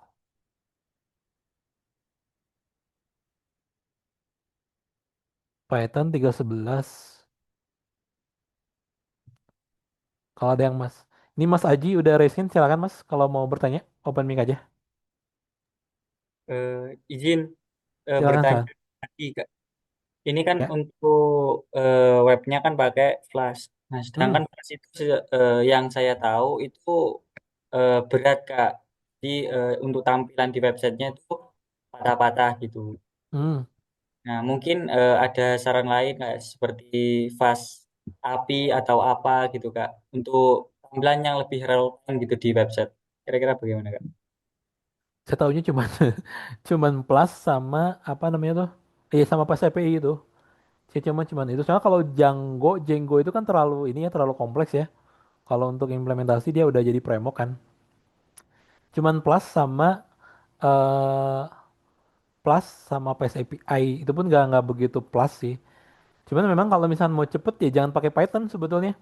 Jadi kalau mau pakai Python itu nggak bisa cepet karena dia dia kan ini kan apa namanya sifatnya itu eh interpreter ya namanya interpreter. Kalau mau cepet ya sebenarnya pakai Golang, pakai Go atau pakai Rust gitu. Kalau pengen cepet. Kalau pakai Python nggak bisa secepat itu gitu ya. Prime-nya pasti tetap Tapi kalau kita lihat tadi nggak terlalu ini kok, delaynya nggak terlalu ngaruh ya. Maksudnya masih tetap dapat selama modelnya bagus, kita masih tetap dapat. Coba kita lihat lagi. Masih tetap dapat yang oke lah ya, maksudnya. Kita coba lihat. Tuh, masih lumayan kok segini.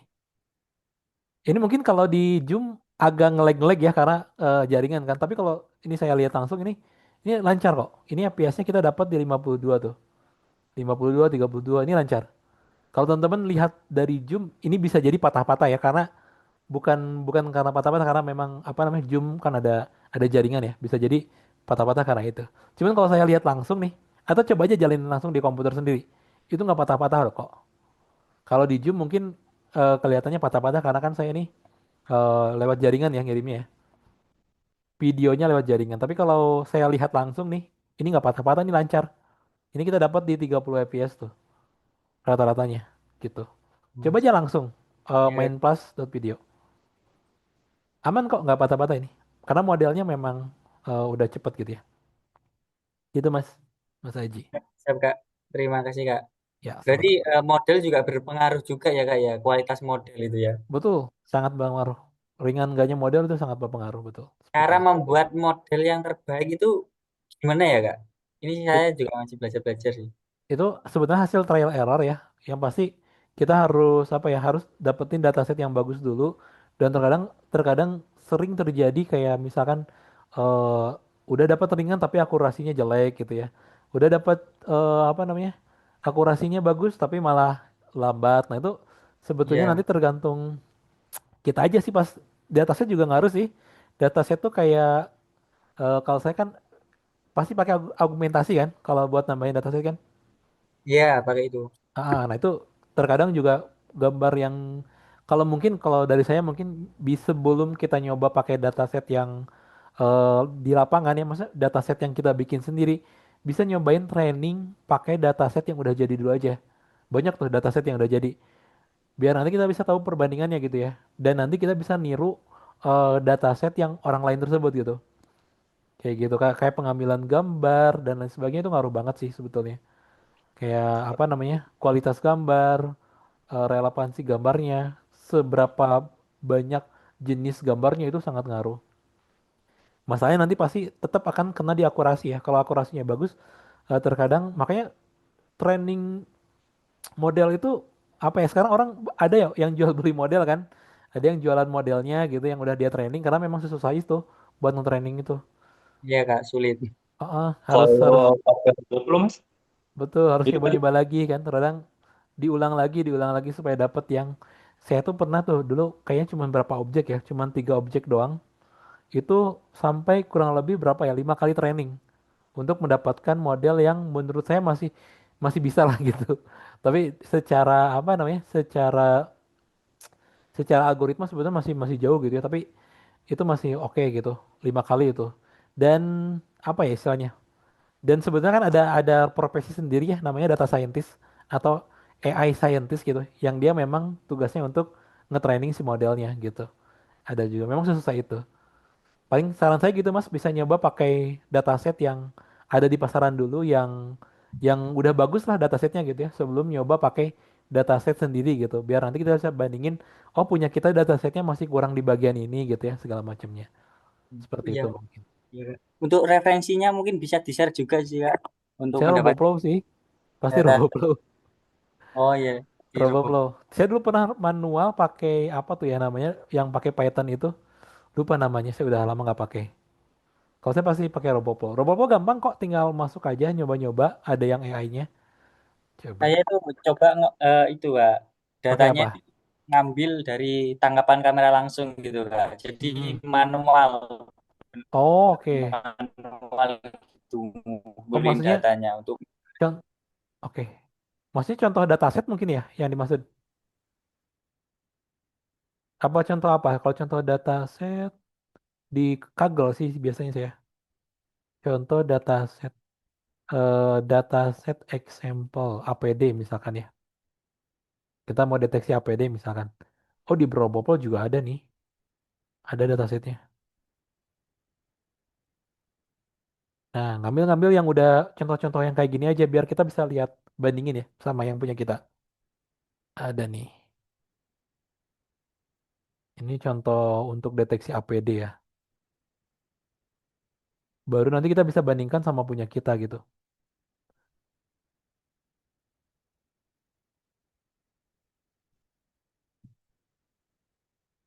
Saya lupa. Nah, ini nih. Nah, saya pernah bikin tes buta warna juga nih saya training. Ini susah banget. Halo Mas, Susah banget ini. Ya, silakan. boleh tanya Mas? Boleh, silakan. Oke, tadi kan sempat ada Mas Ajeng pernah coba pakai dataset RoboFlow ya Pak ya? Hmm, Kemarin sih saya kebetulan memang ada project juga sih Mas di betul. kantor kebetulan.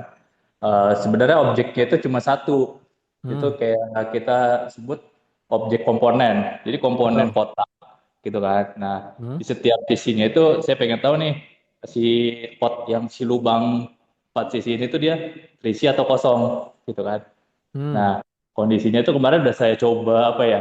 Udah saya coba buat labelingnya lah gitu kan. hmm. Antara yang terisi sama yang kosong gitu kan. Oke. Cuma ada apa ya istilahnya tuh ketika saya coba train gitu kan, apa Hmm. apa di Google Colab Ah, pas saya coba upload datasetnya itu dia pakai saya pakai yang YOLO versi 11 dari si RoboFlow-nya oke. gitu.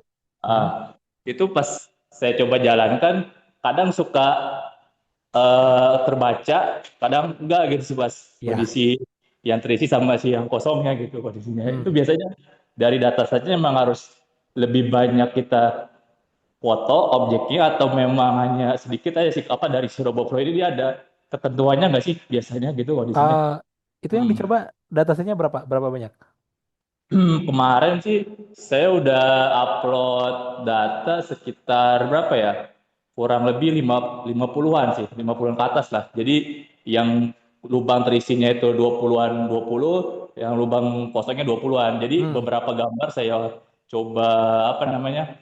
Picture gitu kan dari kamera CCTV dengan ah, kondisi betul. yang berbeda-beda, ada yang dari jauh, ada yang dari dekat gitu kan. Hmm. Cuman ketika saya coba ya kadang ada yang miss gitu loh. Misalkan Oh, yang oke. terima kosong gitu kan, yang kosong udah kebaca nih. Cuman ketika jalan gitu kan, cuman Nah, emang kan tiba-tiba dia nggak kebaca gitu aja sih kondisinya sih. oke, oke. Jadi saran dari saya ya, berarti yang pertama banyakin lagi datasetnya. Banyak aja gitu ya. Banyakin datasetnya. Kemudian banyakin ragamnya ya. Kemudian per ragam itu jangan sedikit. Maksudnya per jenis peragam ya, peragam. Apa tuh peragam? Banyakin jenisnya mungkin ya. Banyakin jenisnya maksudnya banyakin jenis tuh kayak tadi ya bener ya tadi posisi terus angle gitu ya. Ya, Pencahayaan juga ini. juga berarti Mas ya. Ini harus dibanyakin juga. Terus juga banyakin apa tuh? Per jenis. Jadi misalkan per jenis yang posisinya sama juga itu harus banyak ya. Kayak misalnya nih dapat posisi segini, angle segini tuh bisa dibanyakin juga gitu ya. Supaya nanti dia bisa ngenalin bagian itu. Sama mungkin yang terakhir, udah nyoba argumentasi belum? Oh, augmentasi sih belum sih. Saya baru coba objeknya aja. Dan ketika saya udah Hmm, objeknya sih nanti niatnya itu kondisinya saya buat kayak semacam garis counting gitu sih, Pak. Jadi oke. jika nanti si komponen ini lewat conveyor gitu kan. Ah, Nah, itu kan nanti kondisinya itu niat saya tuh bikin garis di softwarenya. Nanti hmm, ketika dia lewat garis, baik itu udah terbaca dari si kamera CCTV-nya itu yang terisi, yang lubang hmm, terisi dua, ketika lewat garis dia counting gitu kan oke. kondisi atau backbone itu yang kosong gitu kondisinya. Nah itu saya Oke. baru kemarin coba ya objek aja sih, belum ke sampai ke segmentasi sih kondisinya sih. Augmentasi ya. Ya, Heeh. bisa coba augmentasi karena augmentasi itu kayak misalkan gini ya. Augmentasi itu pentingnya karena dari bisa jadi nih punya kita tuh kurang nih jenisnya. Nah, sama dia dibikinin augmentasi kayak nanti otomatis si gambarnya itu sama program dibikin apa tuh posisinya diubah gitu ya. Pencahayaannya dibedain. Nah, itu bisa lumayan sih. Jadi Oh itu dari augmentasi. segmentasi di RoboFlow-nya sih ya berarti itu ya kondisinya ya. Betul, bisa di Hmm. RoboFlow-nya kalau pakai RoboFlow ya. Kalau pakai tools lain biasanya juga ada untuk augmentasi. Kadang saya juga itu kalau di RoboFlow nggak cukup nih, saya bikin Python sendiri tuh. Coding Python khusus untuk augmentasi gitu. Iya, iya, iya, iya. Diambil. Betul. Kayak gitu mungkin bisa dicoba ini dulu Mas, nanti di training ulang. Kayak gitu. Boleh. Oke, oke, oke. Oke sih. Oke, oke, makasih Mas kalau kondisinya gitu. Siap, sama-sama. Udah jadi scientist ya kalau kita udah nyoba-nyoba itu scientist. Scientist kan peneliti ya, jadi ya mau nggak mau kita nyoba lagi sampai dapat yang terbaik gitu. Iya, Gitu Mas. karena memang kondisinya juga agak lumayan sih. Setiap itu kan wah capture-capture terus kan. Ah, Banyak banget jadi yang kita betul. harus capture posisinya gitu. Dan memang kebutuhan kebutuhannya juga dapat gitu. Emang mungkin repotnya di situ aja sih Mas ya kondisinya ya. Si Ya YOLO apa betul. kita object detection YOLO ini ya kondisinya. Hmm. Memang pas training ini sih, makanya orang-orang tuh pada Iya. jual ini Mas, pada jual model karena memang sesusah itu sih proses training tuh. Ya, ya, ya, ya. Oke, oke, oke.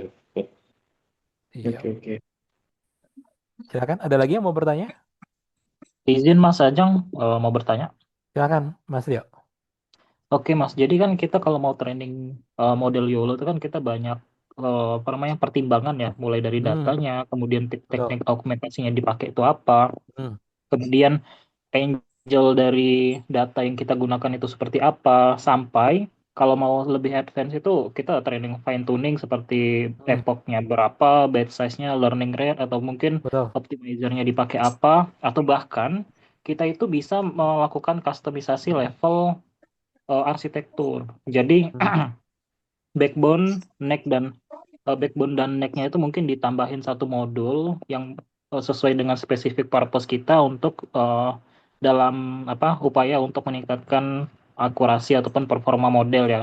Namun agak mengesampingkan kecepatan.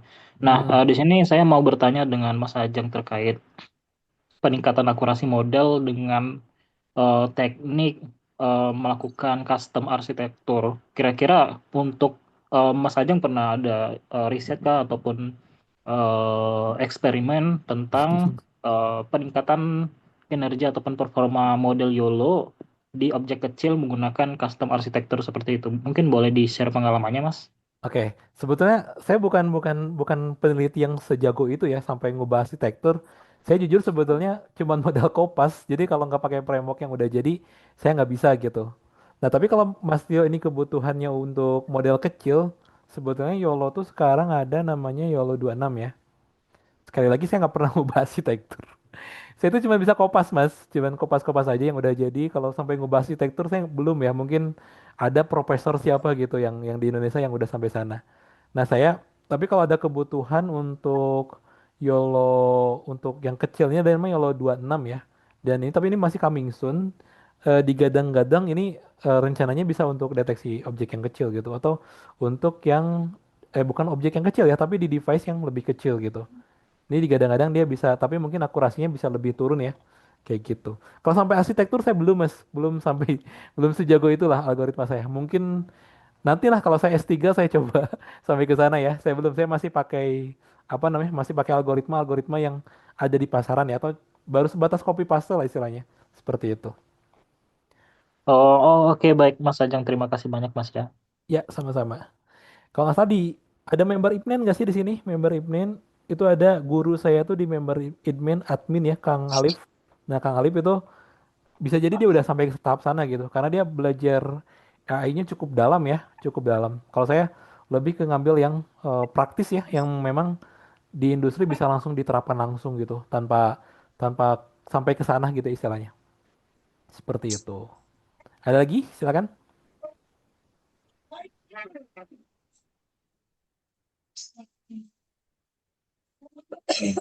Cukup mungkin ya. Oh ini ada Mas Hoirul Imam. Silakan Mas kalau mau bertanya. Enggak, Mas. Ini mau tanya, Mas. Ini servernya nggak bisa ya, Mas. Gimana ya, Mas? Apa error atau apakah? Enggak, bukan. Server linknya nggak bisa kebuka ketika menjalankan eh, apa namanya Pythonnya. Kelas? Cuman datanya sudah masuk, tapi Python apa namanya webnya nggak kebuka gitu. Gimana? Oke. Boleh coba di share aja Mas. Biar kita lihat ya. Ini kita masih ada waktu sekitar 20 menit lagi nggak apa-apa. Silakan. Ya, belum mau mati. Salah. Iya. Silakan Mas kalau memungkinkan di share screen saja. Kelihatan apa? Udah. Kelihatan? Oke, kita lihat ya. Oh iya, ini Mas belum masukin template tapi udah ya. Bentar. Udah, Di template-nya udah ada HTML-nya. ada. Ini soalnya template-nya not found ini, bentar. Template not found. Tapi udah masuk ya. Bentar, ini masalah di template sih. Tapi plusnya juga udah diinstal kan ya? Plus udah di... Nah, ini udah jalan. Ya ini masalahnya di template itu aja sih. Bentar. Oh, Oh itu mas, typo mas. Mas nulisnya template, harusnya template. oh iya ya. Itu aja sih kayaknya masalahnya. Oke. Foldernya typo, ya. Bisa dicoba dulu. Oke, mungkin sambil nunggu ya, saya akan nyiapin dulu bagi teman-teman yang mau klaim e-sertifikat. Sebentar. Ini kita udah mau sesi terakhir ya. Bagi yang butuh e-sertifikat, sebentar ya. Belum. Halo Mas. Halo, silakan, silakan. Kang, ini saya coba yang flash, yang web. Hmm, Cuman dia muncul webnya, cuman pas bagian videonya itu tadi capture-nya gak muncul Mas. boleh di ini aja di share screen. Oh ya. Silakan. Apa Coba. ini sambil nunggu ini ya, saya mau nyiapin buat e-sertifikat dulu. Silakan. Ini kan ini video, saya pakai ini ya, saya Jopet sini sini. Mm-mm. Nah, nanti sininya tuh Oh yang 2S ya, yang 2S ya. iya local host 5.000 ya. Mm-mm. Dia segini nggak muncul videonya. Oh videonya nggak ada ya. Bentar, ini kayak berarti inputnya nggak masuk nih. Ini Hmm, video ini saya copy ke sini kira ngaruh nggak ngaruh ya. enggak sih, bentar-bentar. Video.mp4, video. Ada yang ini nggak ya, skrip yang kurang dia harus dirubah lagi gitu. Harusnya enggak sih, bentar. Oh itu apa namanya? Coba ke atas tuh, yang 416 diganti jadi 320 coba. Berapa? Dua-duanya. Diubah jadi 320 mas. 320. Dodanya Pak, Mas. Dua-duanya. Nah, terus dicoba lagi coba. Karena itu modelnya untuk yang 320 sih setahu saya. Coba dicek lagi. Sama ya? Apa belum? Sama kayaknya Mas. Tapi nggak ada keterangan error ya di sini, di ininya ya. Ada. Atau coba pakai yang ini mas, pakai yang main plus aja tuh. Yang ada kan satunya lagi main plus.py. Ini Nah, yang itu aja coba. Bisa nggak kalau yang itu? Berarti kalau yang ini bisa kemungkinan coding yang tadi ya yang bermasalah.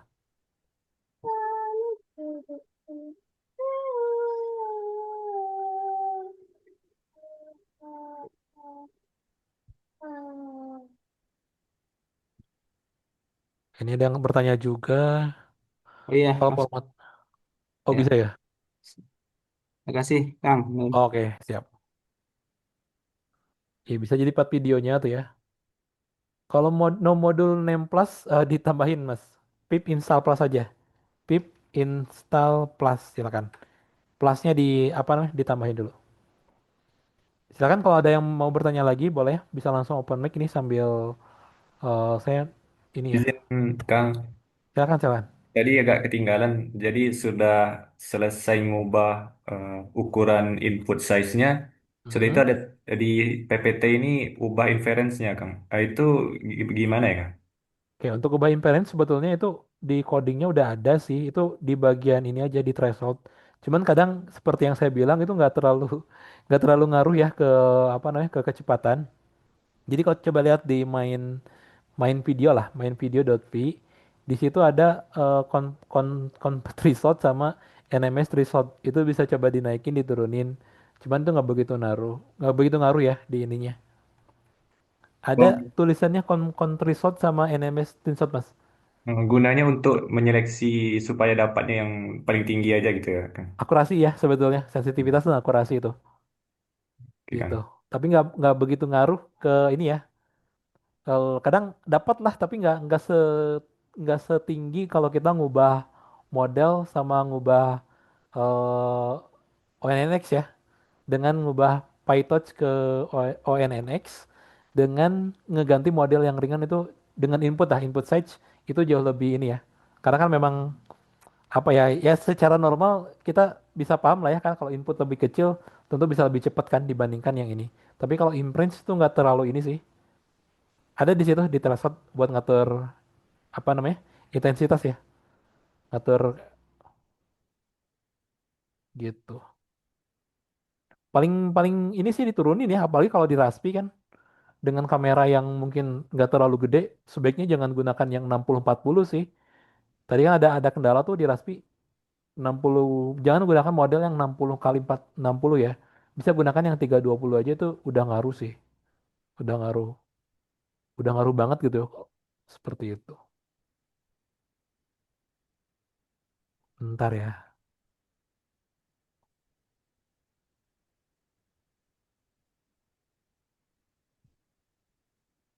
Ada lagi? Silakan pertanyaannya. Eh, berarti Kang, proses mengecilkan ukuran atau size image-nya ini dimulai dari saat proses trainingnya ya Kang. Langsung dipilih yang kecil aja gitu, 320 Betul. kali 320 atau Ya, dari eh, training kan pas kita ke kalau kalau misalnya pakai RoboFlow lagi ya, maaf ya ini bukan promosi RoboFlow. Di RoboFlow-nya udah ditentuin aja yang paling kecil gunakan modelnya atau di tempat lain bisa gunakan anotasi untuk model yang lebih kecil karena saya nggak tahu apakah nanti bisa dikecilin lagi atau enggak ya, saya lupa. Kayaknya bisa sih, bisa dikecilin lagi tapi nggak tahu itu efektif atau enggaknya. Jadi benar lebih baik gunakan yang kecil dari awal gitu. Gunakan model eh, input yang kecil duluan ya dari awal biar nanti resolusi dan ininya lebih ini gitu. Dan pas di training juga bisa milih kan kalau nggak salah di input size-nya mau berapa gitu. Selain oh, bisa ngubah batch atau apa tuh namanya epoch, setahu saya bisa ngubah input size juga dia pas lagi training tuh. Benar, lebih baik dari awal input size-nya dikecilin juga biar nanti nggak ada masalah gitu ya ketika ininya. Sama mungkin yang teman-teman nggak tahu ya, eh YOLO itu lisensi itu perlu diperhatiin ya, karena ada lisensi yang istilahnya kita boleh komersil tapi codingnya harus di-share gitu. Ada juga yang eh, maksudnya kalau kita bikin proyek nih, kemudian kita mau jual proyeknya, nah itu nggak boleh ditutupin codingnya tuh. Codingnya harus kita share lagi ke GitHub. Ada yang seperti itu. Contohnya itu YOLO P5 sampai YOLO P12 kalau nggak salah ya. Jadi kalau di sini mau ada bikin nih buat proyek apa gitu, kemudian pakai YOLO P5. Nah itu harus di-share, harus di ke GitHub, harus di-share ke orang lah gitu untuk apa namanya. Nggak boleh kita tutup-tutupin codingnya karena memang dari lisensinya udah seperti itu. Nah nanti ya mungkin di akhir saya coba bahas ya. Karena ini penting ya khususnya kalau untuk yang tujuannya untuk riset ya udahlah nggak apa-apa gitu ya. Abaikan aja. Tapi kalau tujuannya untuk produksi, untuk dikomersilkan, nah itu harus apa namanya harus mikirin ya mulai mulai mikirin ke sana gitu. Bentar. makasih Kang. Yap, sama-sama. Ini belum ke download ya backgroundnya. Bentar ya. Ada lagi? Silakan yang mau bertanya. Apa sama mau nanya bang? Ya, silakan.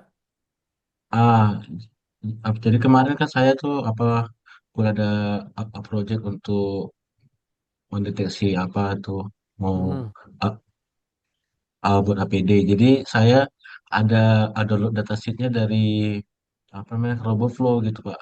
Cuman betul. kalau dari RoboFlow kan dia sudah mungkin saya istilah kebuatan orang. Jadi yang nama kelasnya itu dia kan bahasa Inggris. Jadi mau saya rubah ke apa namanya bahasa Indonesia. Jadi saya buat anotasi lagi di RoboFlow. Nah, Oke. cuman kan saya kan lihat tutorial kan biasanya pakai yang yang dia yang dia yang PyTorch gitu kan. Cuman kalau dari RoboFlow kan kita kan harus bayar. Hmm, Nah, jadi saya pakai apa namanya ultralitik bahasa. Nah, jadi Ultralitik. ya Ah, jadi saya apa namanya saya kompet di situ. Jadi jadilah BSPT-nya. mm-mm, Udah, udah setelah jadi, cuman dia yang warna kelas yang saya buat di apa RoboFlow beda sama yang di Ultralitik gitu. Nah, kenapa? kalau itu Hasilnya mas tuh apa gimana nih? mas? Kasih Bedanya, warna untuk yang body boxnya kan, jadi kalau dia nggak oh, menggunakan APD, dia misalnya warna hijau gitu, hmm, yang warna merah misalnya. Di kalau nggak menggunakan APD dia warna merah gitu. Jadi setelah udah saya jalanin, dia yang warna bounding box langsung berubah gitu, gitu dia Mas. Dan kalau misalnya lah Mas, kayak itu kan dia kan pakai PT. Jadi hmm, kalau saran Mas itu, kalau untuk yang CCTV lebih baik pakai PT atau yang tadi yang Mas baru ajarin tadi gitu. oke oke. Oke, sebaiknya kalau untuk bukan untuk CCTV ya, sebaiknya CCTV kan input ya. Kalau misalkan Iya. untuk pemrosesan yang CPU, nah sebaiknya pakai .onx ya biar apa namanya bisa lebih ringan. Tapi tergantung inputnya mau CCTV mau apapun itu, yang penting apa namanya dari CPU-nya. Kalau misalkan masih pakai CPU ya .onx itu bisa lebih bagus sih kayak gitu. Terus tadi untuk Kalau hmm, maaf Mas, kalau sebenarnya saya pakai Raspberry yang 4 gimana Mas kira-kira ya? P4 ya, P4 Iya, lumayan. P4. ONNX oke kok, saya udah nyobain di Raspberry 5, P4 ONNX. Cuman saya atasin lagi itu karena dia kan CPU-nya di bawah P5 ya. Jadi saya atasin Hmm? lagi dulu tuh gimana ya supaya supaya lancar tuh saya kalau nggak salah pakai delay saya, bukan delay, pakai trading. Jadi saya Oh, gitu Mas deteksinya ya. cuman sekali-sekali gitu aja. Jadi itu nggak Oh, ngebebanin si CPU-nya sih kayak gitu. oke Ada gitu Mas. ah pakai trading kalau mau nyari misalkan. Atau coding yang udah aja coding coding yang udah ada aja itu coba masukin ke Claude atau AI gitu. Minta tambahin trading gitu di deteksinya itu biasanya bisa lumayan tuh nambahin apa namanya? Nambahin kecepatannya. Gitu Mas. Oke Mas, masih Mas ya. Ya, sama-sama. Oke, sebentar. Oke, untuk sertifikat rekan-rekan semuanya, bagi yang membutuhkan sertifikat. Nah, ini tadi ada pertanyaan soal CCTV online ya. Tapi saya tunggu dulu ya, kita mau ke sertifikat dulu. Silakan buka apisa.id ya.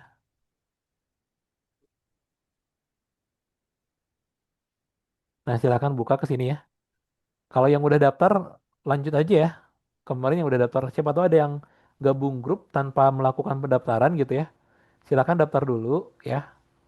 Silakan masukin emailnya. Ini saya coba pakai email saya aja. Kemudian silakan klik bayar ya.